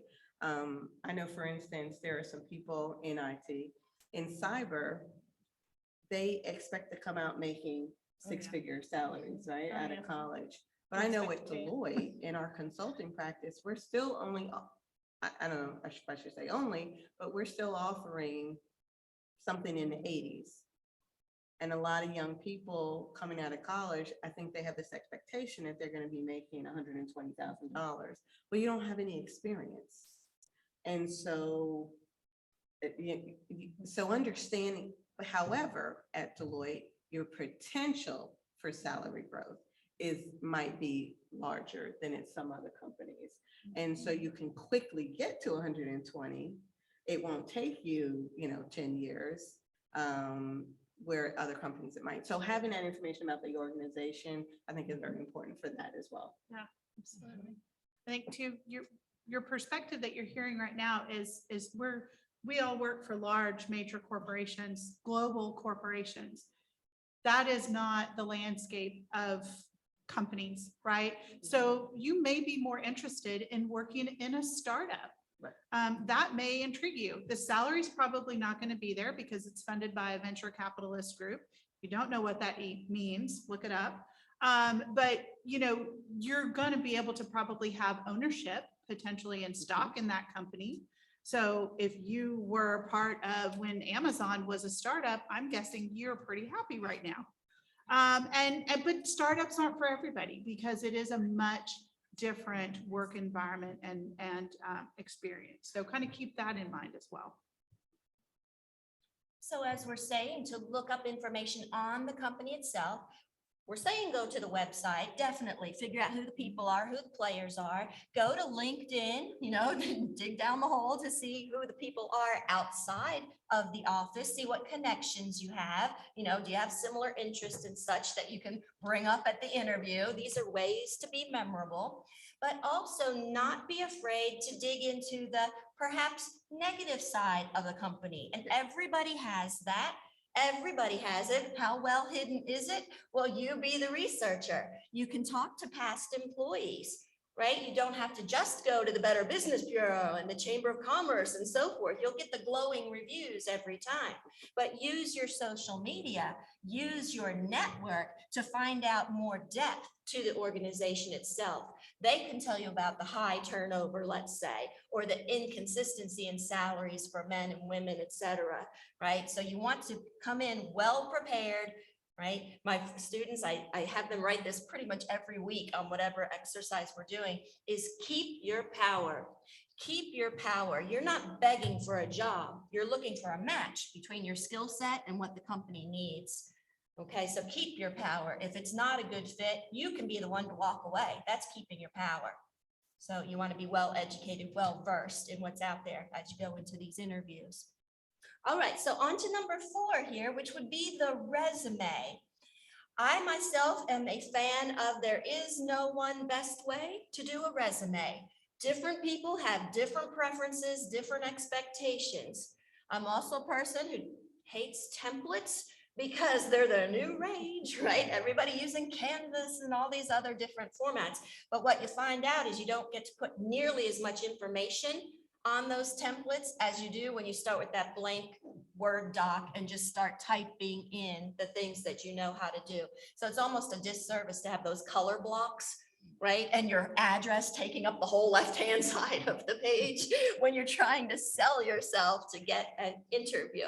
So I myself say 1 to 2 pages, fine. I would not use a template, but what other advice do you have? I'm sure you've seen a ton of resumes, so have I.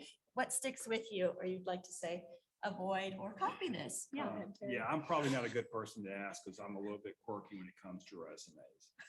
That's okay, though. You could be the So, yeah, I mean, I think to your point, yeah, you definitely want something that, doesn't look like it's cookie cutter. I mean, for me though, I mean, I guess what I'm kind of after, I think in the resume, and we were kind of talking about some of this in the way walking over here. I'm kind of trying to figure out more than what's on the piece of paper. So I'm trying to figure out really what you're interested in, what you're really about. So you can list all kinds of whatever skills or whatever is on that. And I'm kind of like glossing over it. I'm looking for those things that I'm trying to figure out. What are you really trying to accomplish? What have you accomplished? That might give me an indicator of what type of person you are, what's your attitude like at work. Are you going to be a positive person? You're going to be a negative person. Those are the things that I kind of glance through a resume for. So I'm not a really good, trained, pick this up. Oh, this is going to be the best, cloud person ever to you can look at this. I'd be like, I think this person's going to be interesting to work with. I don't know if they got any skills or not, but so those are kind of my resume. Like I said, I'm probably a little bit quirky because I don't probably do a lot of traditional stuff on resumes. And, I kind of go after things that again, kind of talk more about the personality of the individual than the actual qualifications sometimes. which feeds right into there's no one best way. Yeah. Because that's what I want Right. to show here is that we all look for different things. Yeah. So what else? What do you look for? But I want to make sure that it's formatted and there's no mistakes. Thank you. Like, just the simplest thing. really. Yes, Like, yes. you can check your do, spelling yeah. and you can check bolding and that, just consistency, because Yeah. that kind of sticks out right away. It does. Yes. Yeah, I see that too. The other thing that when I'm hiring an entry-level position, and actually I actually reviewed a student's resume about a month ago. And she was a traditional, just a regular traditional student. She was a senior, probably about 22-ish. Her resume was 3 pages long. And I mean, I've been working for over 30 years, mine is 2.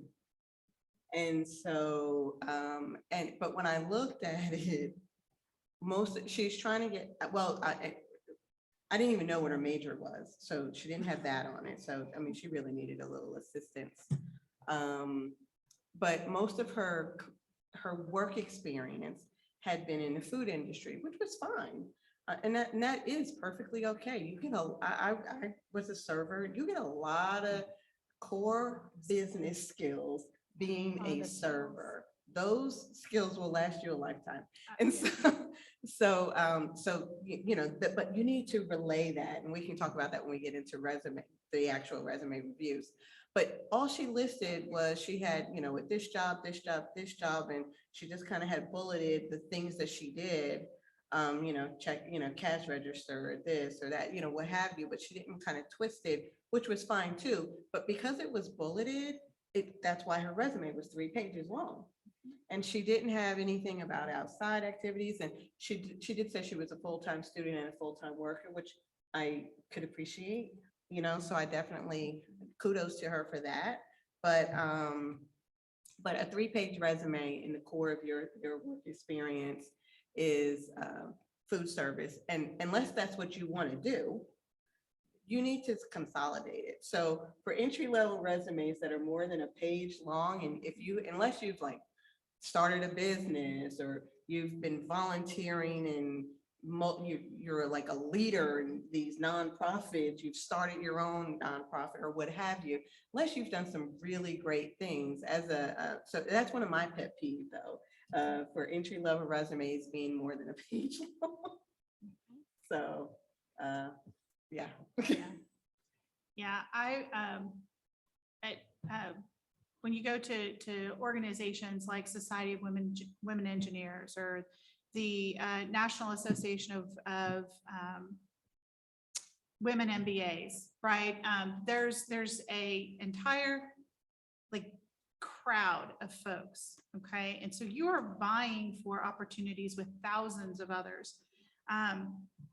In person, like there could be a whole session on, seriously, if you interned at a particular company and you come back to say, hey, I want a job with you, spell the name of the company correctly. Like 101, spell the name of the company correctly. And we share these things not to bore you and to make it dull, but to like highlight the fact these are real, these are serious, and this was probably like last week, right? And so it's really important that you really invest in the document itself. And Word, Canva, PowerPoint, they're not your friends. Because when you document it in a certain way, that design does not come through when you're uploading it, when you're leveraging LinkedIn and doing a quick apply, unless you have it as a PDF, you run a lot of risks that can really compromise your resume and the visualization and your brand. Your resume is your brand. That's you on a piece of paper. Make sure it reflects what you want it to reflect. And when you're applying for a job, one resume doesn't necessarily always fit every job. No. You might want to have multiple resumes based on that job description. Like if you're looking for something in arts, administration, technology, those buzzwords that were in the job posting, sometimes you can bring those into your resume when you write up something from your past, from your jobs, from anything. And like Tina said, anything you've done in the past can take those words and bring them to life. It doesn't have to always be technical. It can be anything from, we just use that as serving. If you did a cash register, you've done math in your head. Customer service, and you do if you're working, you're interacting with people.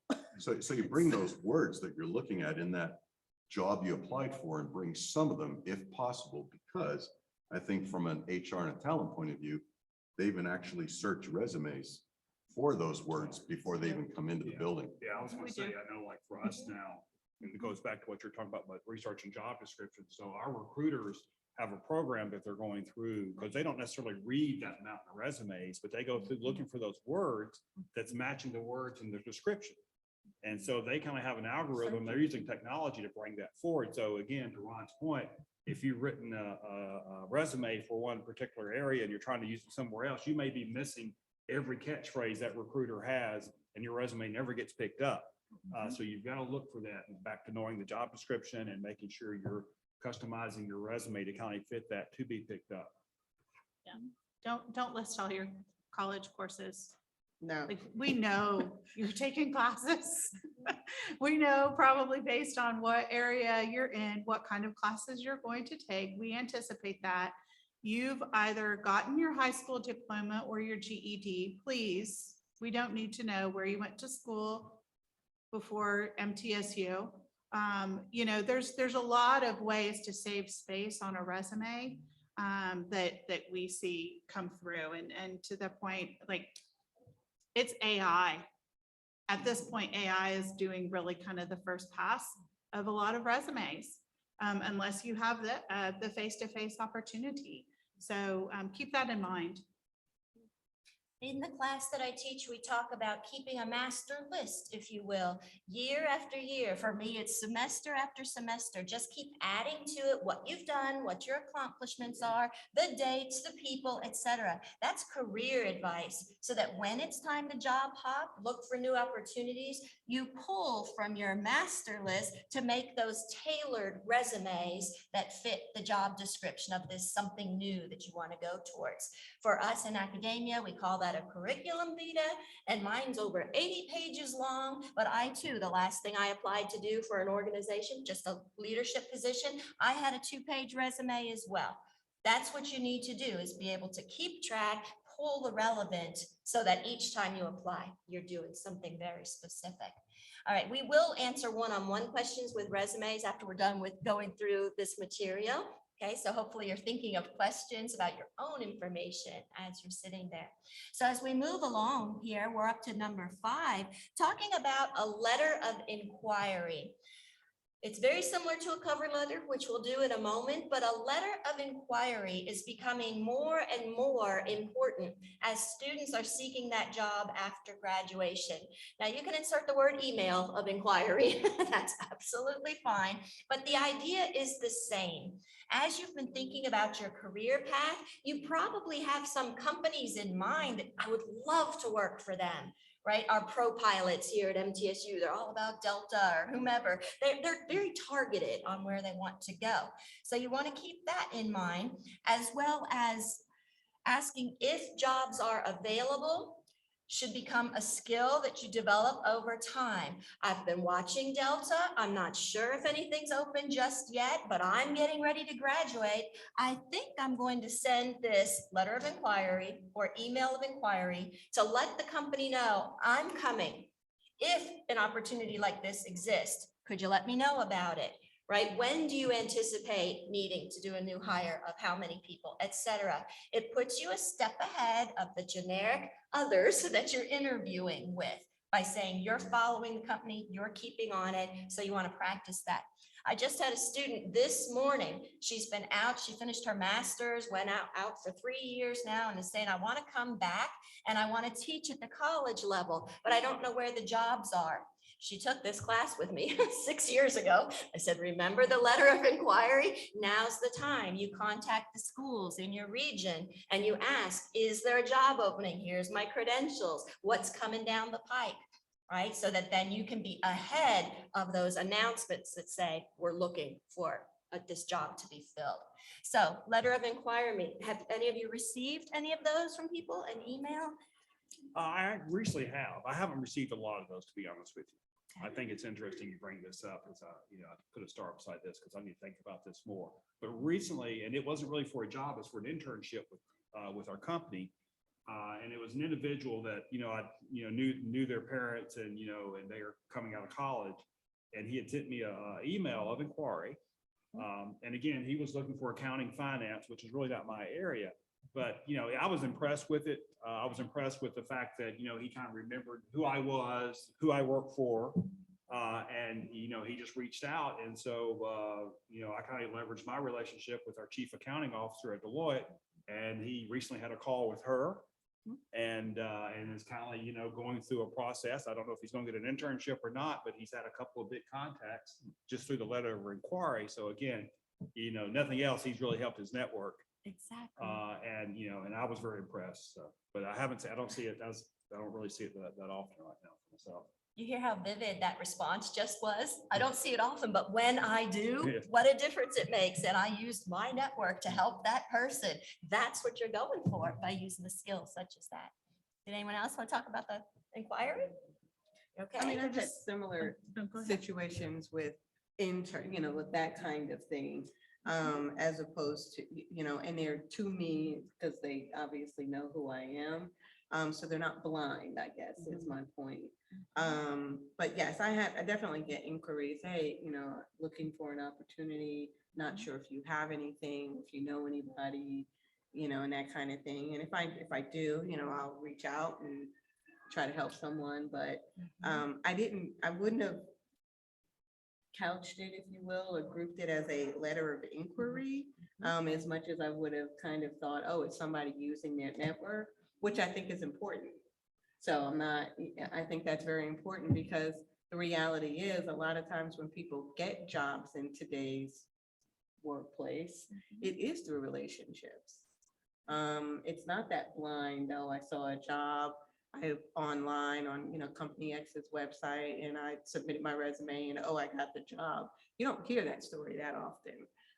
It typically is because someone said, oh, go and apply for this job, do this, do that. You were directed on how to apply and that kind of thing, whether it be a letter of inquiry or just a friend, someone, referrals. Yeah. So I even think of my own experience here where I told you I lived abroad for many years. And actually I was following my ex-husband's career in that he would get the move and then I and the family would go along. Every country we moved to, I was the one writing the letter of inquiry saying, I'm here, I've got these credentials. I don't know how long I'll be here, right? But I'm willing to work. And every time it worked. Every time I got a job for the duration of when I was in those countries. I didn't go the traditional route here of resume, cover letter. There was an advertised position and every time it worked. So the skill is important to develop. Thus I say practice it and get it in your binder here so that you know that I can pull this out when needed. I know how to do this. All right, so let's move on then to the cover letter, which I'm sure you're more familiar with. And again, cover email is fine too, right? Whichever way you're going to be sending your information. Really, the goal of a cover letter is to get the person to read that resume, right? They always come together. You always say enclose your resume, but this is your time to shine. As you were just saying about, I want to see that person's personality. Now's the time, put it in the cover letter. Right? We want to say, yes, say where you learned about the job, be very specific. I learned about it in this source on this day, right? In your second paragraph, you match your skills to those job description wording that's in your first portion of the portfolio, and then ask for the interview. Don't say you're available 24/7. You're not. Keep that power and say, I've got a life, but I'd love to meet with you. Can we work this out together? Right? And give that relevant contact information that doesn't make you look like a student. Get rid of your MTSU email, get that Gmail going. Don't use your cutesy nicknames unless that's what you're called, right? Then that is your name and it belongs on your resume, your cover letter, everything. You don't confuse people with, my name is William, everyone calls me Buddy, right? Well, then put Buddy on that resume in quotes, but make sure it's there so we know who you're talking about. Cover letter. So what do you think about a cover letter? I think along in the cover letter, but also even in the resume, it's the words you sometimes choose. All the content we've talked about, but like the action words, like something that's going to get attention, not necessarily like you're a team player or a go-getter. You want to look for words like achieved, designed, improved, established, just something that gets attention and puts it around, certainly in the letter and then into the resume. As long as those are words you're comfortable with, like, you know, ones that fit, but just a little bit more than maybe generic writing. I'm really wondering if our recruiters are doing something with the cover letters. I can't remember the last time I actually got a cover letter. Well, that's, they get separated that way. Yeah. I Yeah, did so- get, I heard, I very seldom get one, yeah. but I have gotten one or two in the last few years. And I thought, oh, these are still a thing, you know? It does depend on your industry, because here at MTSU, I'm on many hiring committees, and we get the whole packet. We get the resumes and the cover letters and their research and their this and their that, and it's standard that we have to look at all of that. So it does depend on industry. I Because think. I'm thinking our recruiter that's in my department is somehow probably getting those, but They separate it they out. separate them out. It's the system. Yeah. It's not a person. Yeah. It's either Workday or Taleo, or like I could name you a number of different software solutions. So like, it is not, I don't walk down the hall and go, hey, Janet, I've got this great new candidate. No, I hit a button and my candidates go to Janet. It is a different world. And so that's why, keep in mind, you need to almost reiterate, because it is not going to necessarily come as a package deal. You may only get pieces and parcels, because again, it is a very automated system. I actually had somebody who interviewed the other day and they said, I didn't even get the candidate resume. Oh, well, that's a problem. But, but again, it goes back to systems. Yeah. So it's very system driven. Yeah, that's a really good point, because I got, now that you mentioned that, 'cause it's, because our feedback and stuff is through the system as well. Yes. Yeah, so the system is, again, it's, probably not getting a cover letter because it's not, whatever reason in the workflow, I'm not designed to get the cover letter. Right. Somebody didn't check the box, Yeah, or yeah, they're yeah. like, he doesn't need that. Yeah. Yeah. That's right. Even at our level here with the doctoral candidates for MTSU, we're hiring professors, right? And they're supposed to put the resume in this box and the cover letter in that box and so forth. If they put information in the wrong place, we have to disqualify them. It's part of the system of hiring so that everyone is treated equally. And so can you imagine, you got it already, you put everything in, but once you submit, you can't undo it. You can't take it back. You can't put something else in. And that's very real. I was just on 3 searches this past semester, and we disqualified perfectly eligible candidates for not being able to follow the process. And that's part of the law, so. Okay, anything more on cover letters? Right? Again, go back to that syntax and spelling and typos and grammar and don't double space it, single space, all these types of things. Yes, we can look at that. All right, well then let's move on to these questions, if you will. You'll see there number 8. Oh, I'm sorry, I skipped number 7. The application form. A lot of places have an application, and again, you can be disqualified if you didn't fill that out as you were requested to do in order to move the process along. Are you familiar with this? Do your companies have applications before you get to being called for an interview? Yeah, we absolutely do. But that not like in our, like you guys, I never see any of that. That's Me definitely either. the talent front end, Okay. going through that process, but we definitely have that process. Sometimes. Sometimes you see it or sometimes. Sometimes, yeah. I mean, because it goes back to the network. So if I get a resume and I route it and I don't follow the prescribed process, which happens, then it's like, oh, wow. Oh, hey, wait a minute. We really like this candidate. Hey, can you go back into the system and fill out an application? Right. Very seriously, that may happen to you because you've got to be captured in the system so that you've got that essentially that paper trail. But it doesn't always happen as technically prescribed.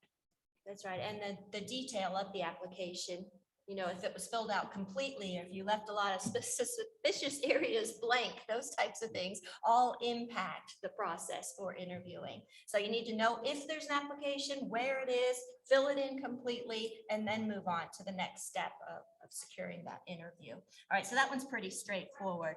Number 8 here then is talking about having some questions ready. Again, preparing them, putting them in this binder, showing that you've done your research and that you're ready to ask some poignant questions, not those from the 50 most common interview questions that you Googled the night before and said, I think I'll ask these if needed.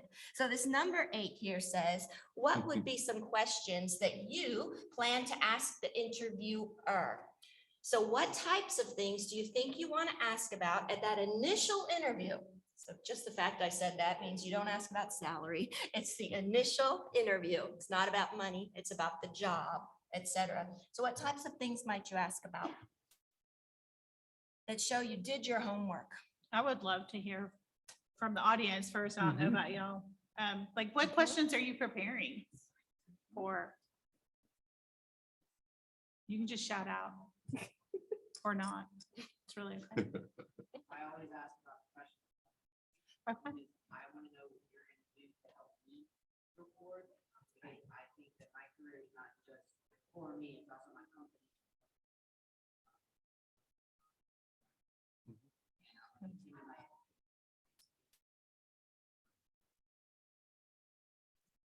I think that's a really great question. That's the keep your power mentality, right? Say we're partners here, right? We both are going to do a give and take to have the ideal job. Yes, that's great. I think it's important, just to your point, like having these questions, because there's a number of people that we interview that don't have any questions at the end. And I think that's, don't be that person. Yeah, do not. Always have one question. Yeah, do not be the person when I say, well, what's your questions for me? And you go, well, I don't have any. Because then that kind of tells me, well, you really haven't researched this. You haven't thought about this. So yeah, Kyle, we see who's next because it's important. That's a really good question, professional development. And I do get that question, and that's a great question to have. You know, and obviously we do get questions about the company, about current events, about things happening. We get a lot of questions in my field about technology. But, you know, I mean, I think it's a broad range of questions that you can come up with, but come in prepared. Because saying you don't have questions is not a good selling point. That's true. I'm saying have a list of at least 8 to 10, and it's a visual thing. You will be asked at the end, do you have questions for us? How cool to say, why, yes, I do. And flip to page 17 or whatever it is, or to scroll down, if you've got it on your laptop and say, yes, I do. What a different conversation to say, well, actually you answered, let's see, my question 1, my question 3, my question 5. We didn't talk about this. And I was curious, my question 2. I'm watching your faces right now going, yeah, that is a different candidate, isn't it? And it is, and that's who you want to be, that memorable candidate who's well prepared above the average candidate, right? So you want to tailor those questions to all the research that you did to show you went above and beyond. So that's one thing, one list of questions to have, right? Be prepared, don't be generic. But you'll see then the next item says, what questions do you expect to be asked by the interviewer? And again, you don't want to just Google this and say, these are the most common questions. Because I guarantee you, if you have good HR people, they're going above and beyond that.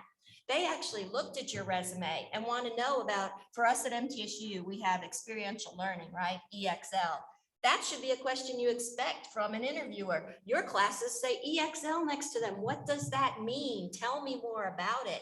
That's the interviewer I want, who did as much research on me as I did on the company to show that we are both invested in this process. Don't ask me that generic list, and I won't ask you the generic list, is what we're shooting for. Right, so what types of questions do you think you might be asked? One of the things that I know I do is every resume that I get, I look at the person's LinkedIn profile. And because people might have organizations or things that they're involved in on their LinkedIn profile that they don't have on their resume. That whole, like, who are they as a person, particularly young people, because their work experience might not be that broad. And so I might ask a question specific about something that you have on your LinkedIn profile, say, I look out, I'm forthright about it. I looked at your LinkedIn profile and I see that you helped organize A, B, and C, and, tell me a little bit about that, or how did you get involved in that, or whatever it might be. To your point about, I'm doing my homework on you. So, I'm invested in you for this 30 minutes, an hour, whatever it is. Yeah, I did the same thing. I looked at anything I could find, especially on LinkedIn. It's one of my go-to sources. I look for folks on LinkedIn. I don't look anywhere else, so don't be concerned about that. I do. Yeah, exactly. I don't Many either. You don't have a places do. Snapchat ID? I don't look for that. Oh, I sure do. But I do look at LinkedIn, and to your point, I ask questions about, I try to come up with questions that either relate something on LinkedIn that I think is pertinent to this job role. Correct. So if I've seen where you've been anywhere that's involved in an organization, I know recently I was interviewing someone and it wasn't for a Python programming job, but they had something on LinkedIn about being part of some Python users group. And I'm a big Python programming fan. So I just started having a conversation with them about that. And again, it was a great conversation because it was something, to connect on. So again, I think, it's interesting because, of course, I drive our talent people crazy because I don't necessarily always have a book of questions, even though Deloitte, we do have a very regimented interview process and questions, and I go off script and get in trouble for it. But again, it's just trying to build those connections and trying to see who you are as a person. Do we have a really good fit with you and the team? So I do look beyond LinkedIn, not gonna lie. Right, from an HR perspective, you're all like, yeah, I'm sure. It's not really from yes, HR, we look at risk, we look at impact to the company. We are not the fun killers as much as some people would think. And I do hear from time to time, but how many of you have Instagram, Snapchat, right? Like YouTube, anything. I will Google you. I will search you. I will search you 6 sides of any way I can find you because I want to see what's going on. And there are going to be positions that some of what is on social media could be a appearance that this individual may not be the best candidate. So you've got to think of what job are you going after? If you're going after a risk management job, think about what you're posting online when you are not 21 years old or above, right? Just think about the impression. It is not from a, point of view of, and I get this too, I'm in diversity and inclusion. I am not blind to this fact. I want to hire a diverse candidate. Now, you will hire top talent, period. Top talent, that's what we go after, period. Well, I want to see that it doesn't matter. So you may hear a lot more about masking. So there's AI software that will scrub resumes for a lot of identifiers. It will scrub like National Society of Black Engineers, right? That could be an identifier. It would scrub, I was part of the MT Lambda group on conference, because that could be an identifier. It would scrub names, right? Some even scrub down to the university, because I have heard in years and organizations past, oh, they went to UT. I'm an Auburn fan. Not kidding, right? That is real when we're talking about hiring practices. That is not okay. And so we use that as an opportunity in HR to coach those individuals who might say that. But this is, an area that you need to kind of think about. Not everybody has the AI, and AI can be biased and typically is biased as well. So it may not catch all the scrubs. So just keep that in mind. It, again, cannot stress, bold, underscore. It is your personal brand. That is what is out there, is your personal brand. So just keep that in mind. And I encourage you to kind of think about that, like post twice. If you're not going to show your mom, think twice. If you're not going to show your grandma or whomever is that respected person in your life, coach, what have you, think twice before you put it on social media, especially where you are in the stage. Yeah, I will this is another. stand down from my soapbox now. It's important though. I mean, It's very important. yeah. I mean, and I know from experience, and this wasn't a new hire, this was an experienced hire a couple of years ago that we were looking at. And it was something, and again, we're Deloitte, so we serve a lot of large clients. And I think it was one of our clients that this person had got on. I'm not sure, but I assumed, I don't know what platform it was on, but they had some very negative things to say about this company that was a big client of ours. So we're not going to necessarily hire this person in the position where they now are going to be looked at as an agent of Deloitte, and they kind of made a very public opinion about, that. So you kind of got to be careful, I think, depending on who you go to work for, and like our company, we're kind of in that business of being reputable, and we are very concerned about risk. We're very concerned about exposure. We're very concerned about our integrity in the marketplace. So Yeah, absolutely.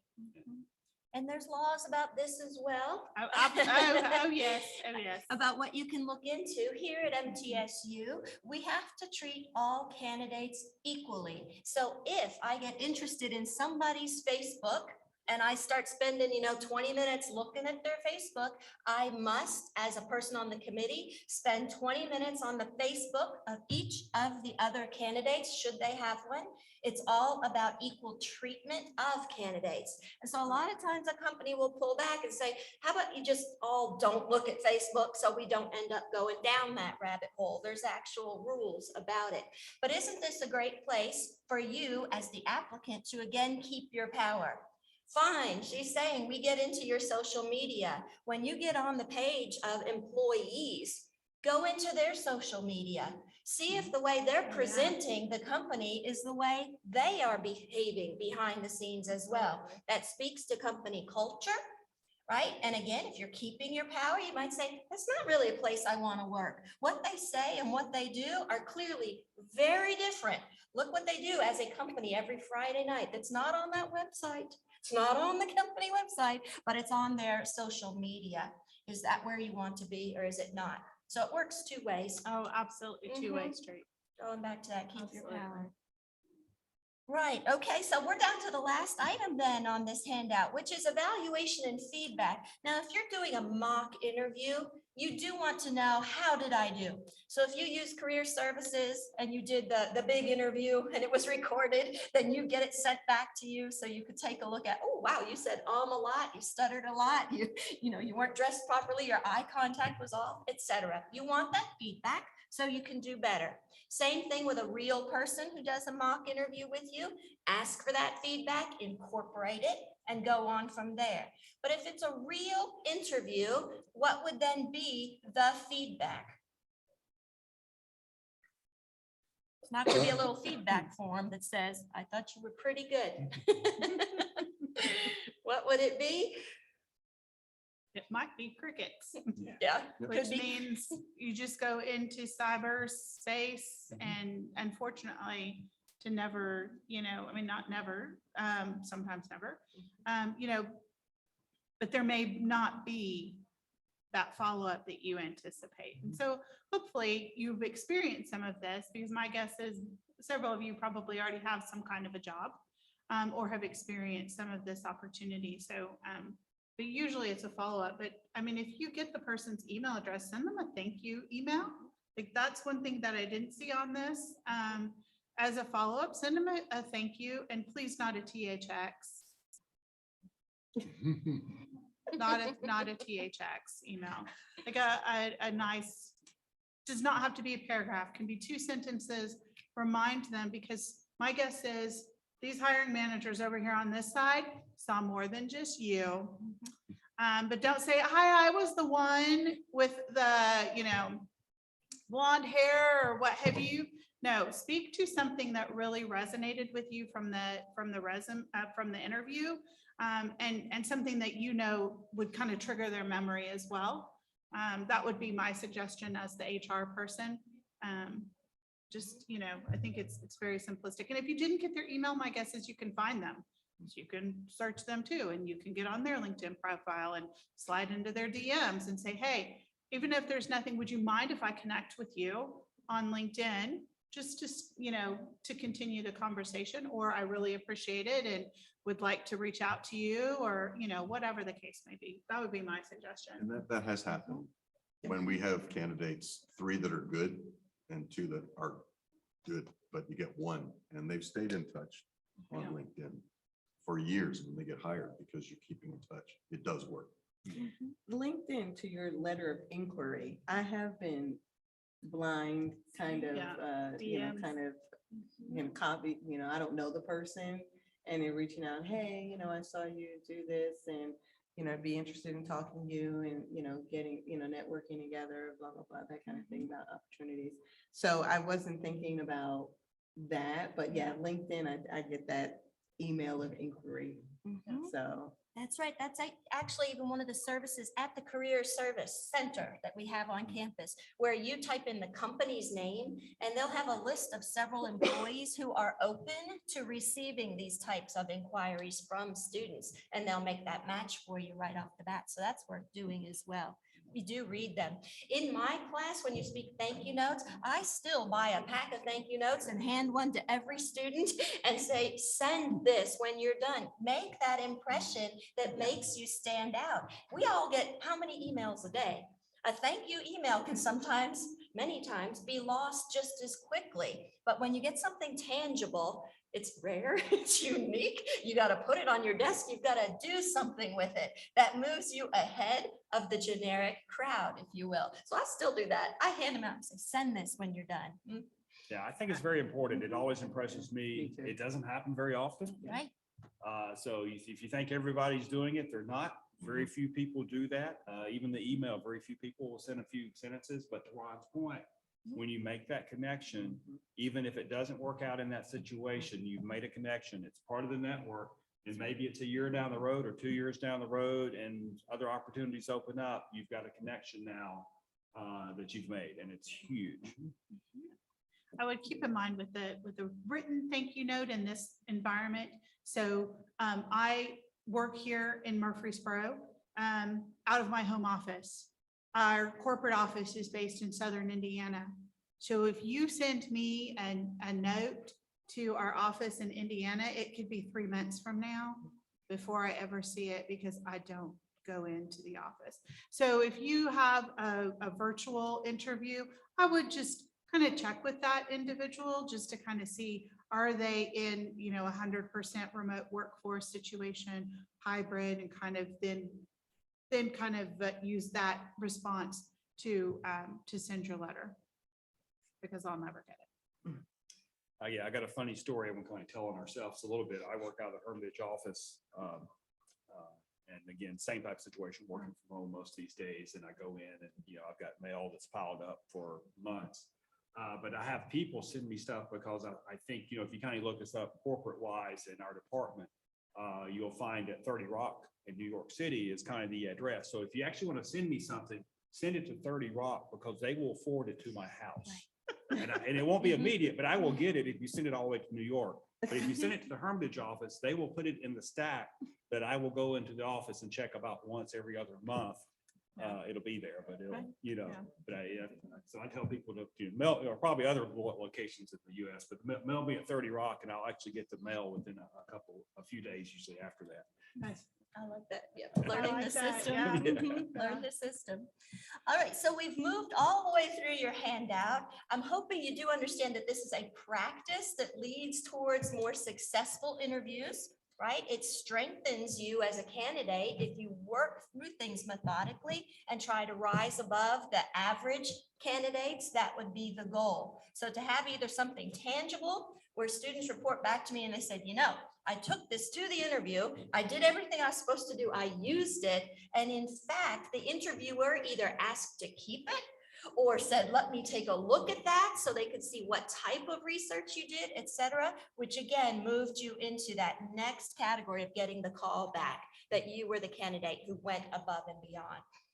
Which is ultimately what you want. You want to have yourself in the position to say yes or no to an offered position. That's the goal. So you keep your power and try to get there through these different strategies. So at this point, we said we could answer questions as a panel for a few minutes if you'd like to do that. But otherwise, we can break up and come see you and look at your resumes or practice interview with you, whatever approach you'd like to use. So do you have any questions for us as a panel as we're sitting here right now? Yes, please do. I'm interested to hear from you guys in industry. Do you have advice or suggestions for neurodivergent candidates who may not interview as well as others, but would be fantastic in the job? How do you overcome that in a system that's set up for hiring maybe less competent but more persuasive or charismatic people? Really good question. Yeah, really good question. And I think it is a challenge, just to be as honest as I can be on this. But I definitely encourage people to kind of, if we can be open about it and honest about it and kind of look at it. Because I think when you kind of get into the workforce and in our field, especially, you're going to find, I guess, a very diverse group of people and diverse communication styles and things. And there's jobs that absolutely work. It works really, really well. For those candidates, I think it is the system and trying to work with the system and through the system to make sure that's recognized and understood. And I don't know if you, from an HR perspective, you got suggestions on that, but I know, again, I think if we're aware and can be, we will definitely be interested in talking and understanding that. And again, definitely, there's definitely roles and opportunities there for that. Yeah, I think it's a known gap. Let me just kind of start that way. It's a known gap, and we're seeing more software solutions and more of the solutions that are already in place, really putting in thought to having that not be an accommodation, but making sure that the gap is bridged so that we don't miss out on that top talent because the system is geared toward a specific type of thinking or a specific way to handle things. So I think in that situation, I would encourage, reach out, leverage the network, do the search, find somebody on LinkedIn, reach out and engage on an internal perspective to make sure that it's not lost in the system. And then, as like the process continues, be be yourself. Like, I know, like, well, no kidding. But very truly, like, be yourself and try and make sure that you're not gonna connect with everybody. It's just not possible. We're not made the way to connect with everyone, but try and make sure that you are connecting with someone so that you can continue to have conversations, and really think about it beyond the system, if you will, that's kind of the gatekeep, and have those really good connections. Because until the software catches up with the humans, it is going to, there's going to still be a little bit of that gap. I mean, we see that now. I brought up, one of the things was that, taking a look at the job description and making sure it's not a biased job description. That is huge. And that is a really big area of diversity that has been really kind of untapped. And that is starting to be uncovered and starting to work on it. So probably my biggest suggestion, don't lean on the systems, make the human point. Not ideal, I know, but it's kind of where we are. So, yeah. Other questions? Great question.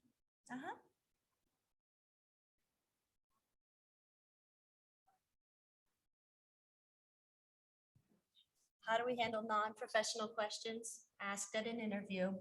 I can give you a few websites that give you some ways to respond. Collegegrad.com has a whole section on just that. Say what you want to show is that you're an educated person who understands that that's illegal, what you just asked me, and it offers wording so that you can answer it in a tactful way without losing, that you were too aggressive as the respondent. I'm smarter than you. You shouldn't ask me that, right? You don't want to do it that way, but you do want to say, you know what? I know that this has nothing to do with the job because I'm an educated person. And there's ways to handle it, but I can give you a few websites. You've got my email there if you want to look into some of that.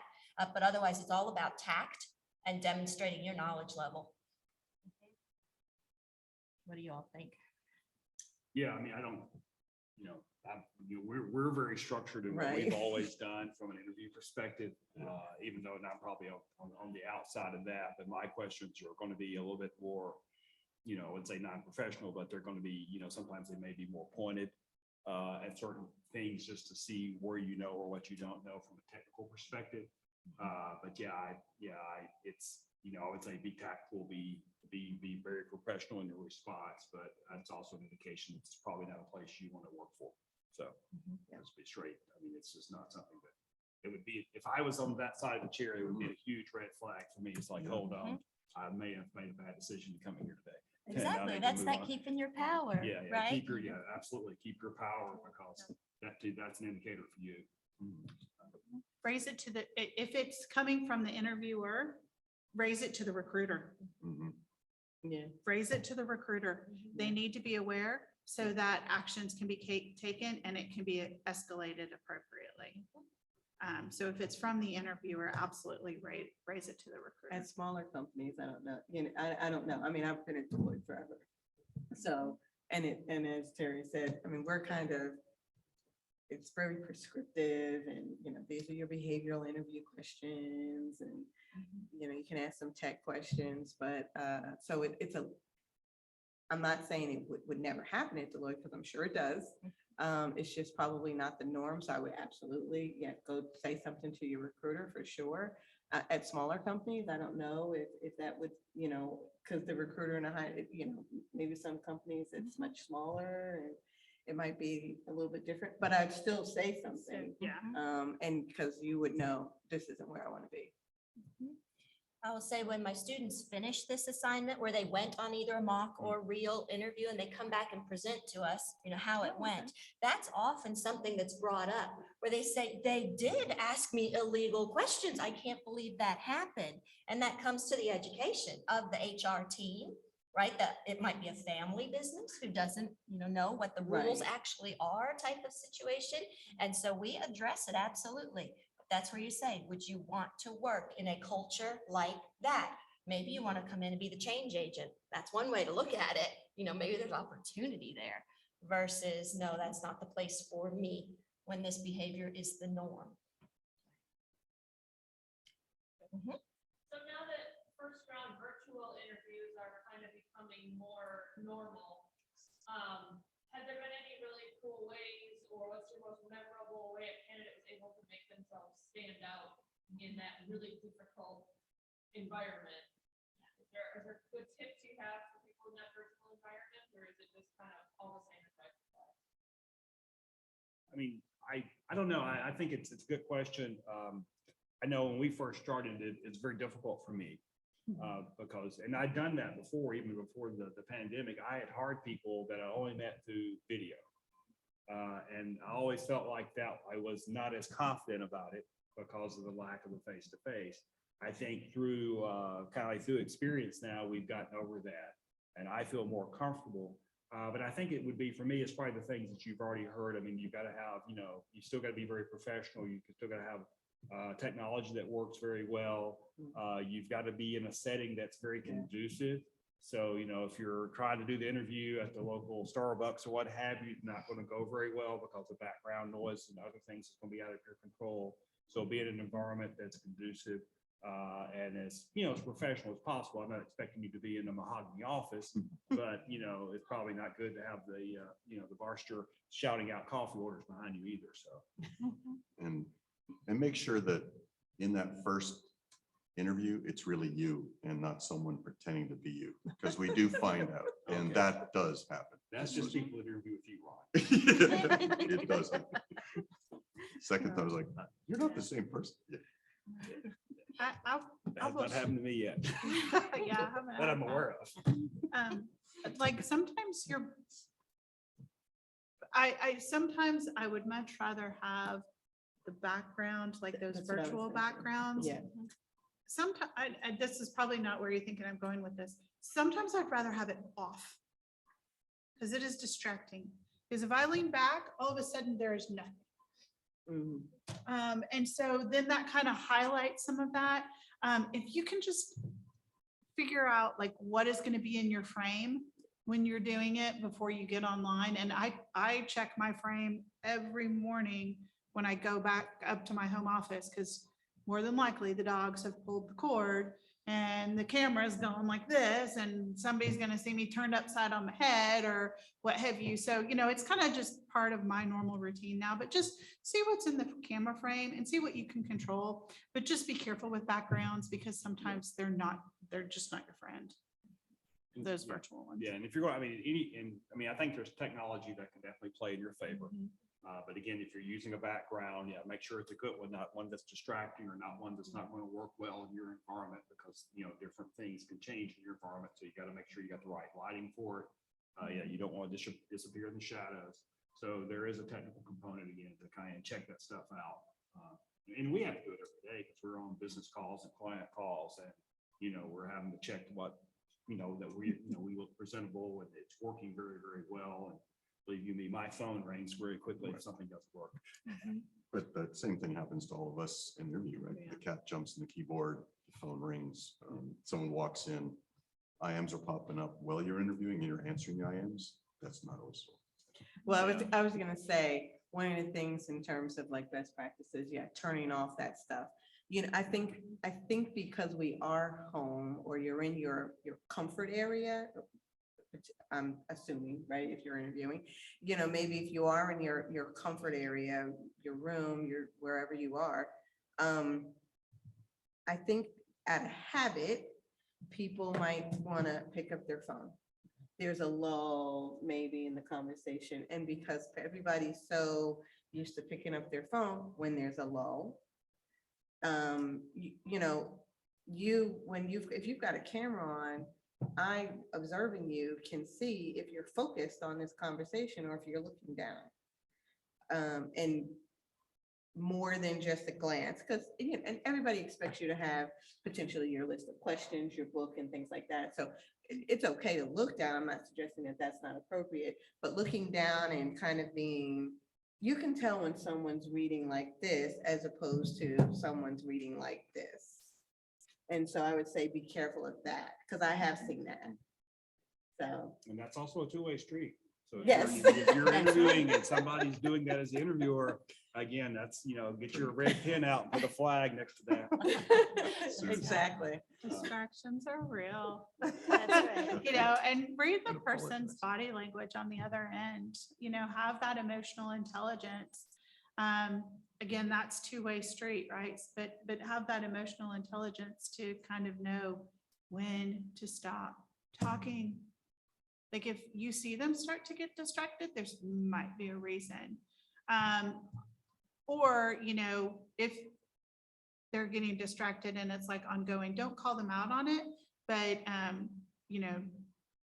I have had the opportunity to say, do you need a minute or something, and I'm, it's totally fine with me if you've got something going on.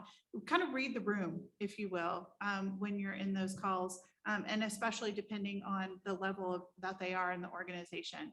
I will not forget from my current job, I was having an interview with someone from the board of directors, and she was having technical difficulties. And I said, it's okay if you want, we can go off camera, right? It's fine with me if it's fine with you, and kind of making that opening statement. But again, you've got to read the room, and you've got to kind of read what level in the organization are they, because if you're interviewing with the CEO and they appear distracted, something may have happened and they need to be distracted. So kind of like have that healthy balance. I don't know. Yeah. And be wary of fatigue. And I don't know if this applies, but I know you guys were, if you're, for me, if I'm kind of back to back on video calls, I get my energy starts to drain. So I wouldn't want to be on an interview after I've either been on like a couple hours of calls already, and then I'm on the interview call, I'm probably going to seem down. Yeah. So make sure you have, break time in there and time to feel like you're a little bit fresher, and not kind of been doing that for hours on end. Because I do think that, causes fatigue. And we see it in the workplace, when we have people, and we all do it, we're on calls back to back for a long period of time. By the end of the day, you can look at on the Zoom call, if you will, and you look around the room, check the surroundings out, and you just see everybody's worn out with it. And it's time to, let's reschedule when we get more energy in the room, because we're not being productive here. So just make sure you kind of plan for that, I think, as well, if you go do an online interview. There was actually a study done that when you're asked what day of the week and what time would you like to interview, right? It's wide open, that there is a best day and time to have the most success with that interview. What day of the week do you think it would be? Tuesday. Tuesday is correct. Yes, Tuesday. And then what time of day do you think people find the most success interviewing? It's based on what you just said. Avoid the end of the day, the fatigue and all. But do you want to be the 8 o'clock? Heck no, right? What time of day? 9 or 10. Yeah, it's Yeah. 9 The a.m. coffee break. Tuesday, 9 a.m. Research has shown that that's your best odds. If they let you choose it. Why not? It's like your horoscope, just go with it. Yeah. Yeah. If I'm doing lots of interviews, if they've scheduled me, I don't like when they schedule me back to back, but if they do, I try to, before like the first one, and sometimes I'll say, no, I'm not available if there's too many. I try to block my calendar for the 30 minutes before, so I can be in the right mindset. I'm not distracted from the call that I just was on. And, so that I can try to invest in this conversation with you, so. I'm a stickler for that. I will not let them book. If they book back-to-back interviews, I go back and have it rescheduled. Yeah. I've got to have a break between as an interviewer. And again, I like having the opening time before as well. I'm thinking, Ron, you've done it with me a few times. We've done mock interviews for the Nashville Software School online, and those are always like back to back to back. And by the end of that morning, I feel for whatever student got me on the last hour. It's kind of about to start snoring. I think, kind of from those regards, we didn't mean to sit like this, so don't feel like we're like debating one another. But I think from those regards, leverage your recruiter. For in the capacity where you have a recruiter, leverage your recruiter, ask your recruiter some questions. So I'm because the recruiter wants you to be successful.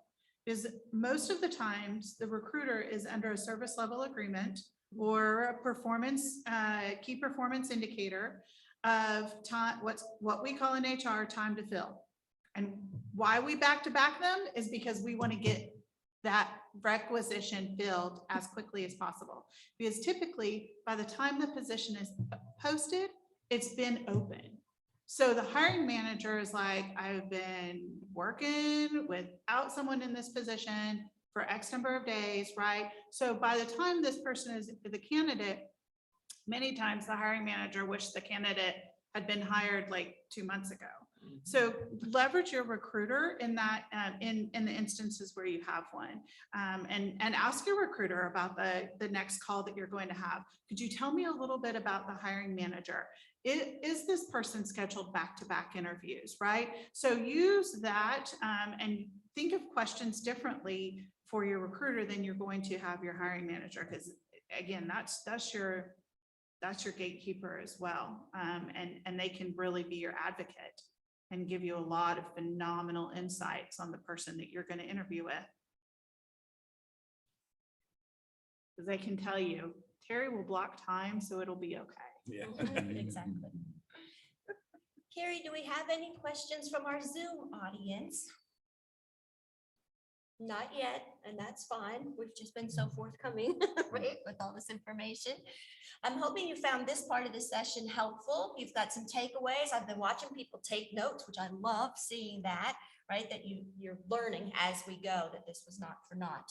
What we would like to do at this point is go ahead and give you some one-on-one attention if that's in fact what you want from us. We can either look at your resumes if you brought them, or if you'd like to just sit with us and ask questions about interviewing in more detail, we can certainly do that. If you want to practice interviewing, we can certainly do that. Perhaps the five of us, 6 of us, because Carrie can jump in as well, we'll spread out at these tables and you can just meander over to whoever you want to talk to. And if it's nobody, if you're done, that's fine too. The organizer of the conference said people might just start walking away, and that's fine too. But we just wanted to leave enough time and opportunity for you to have that one-on-one attention.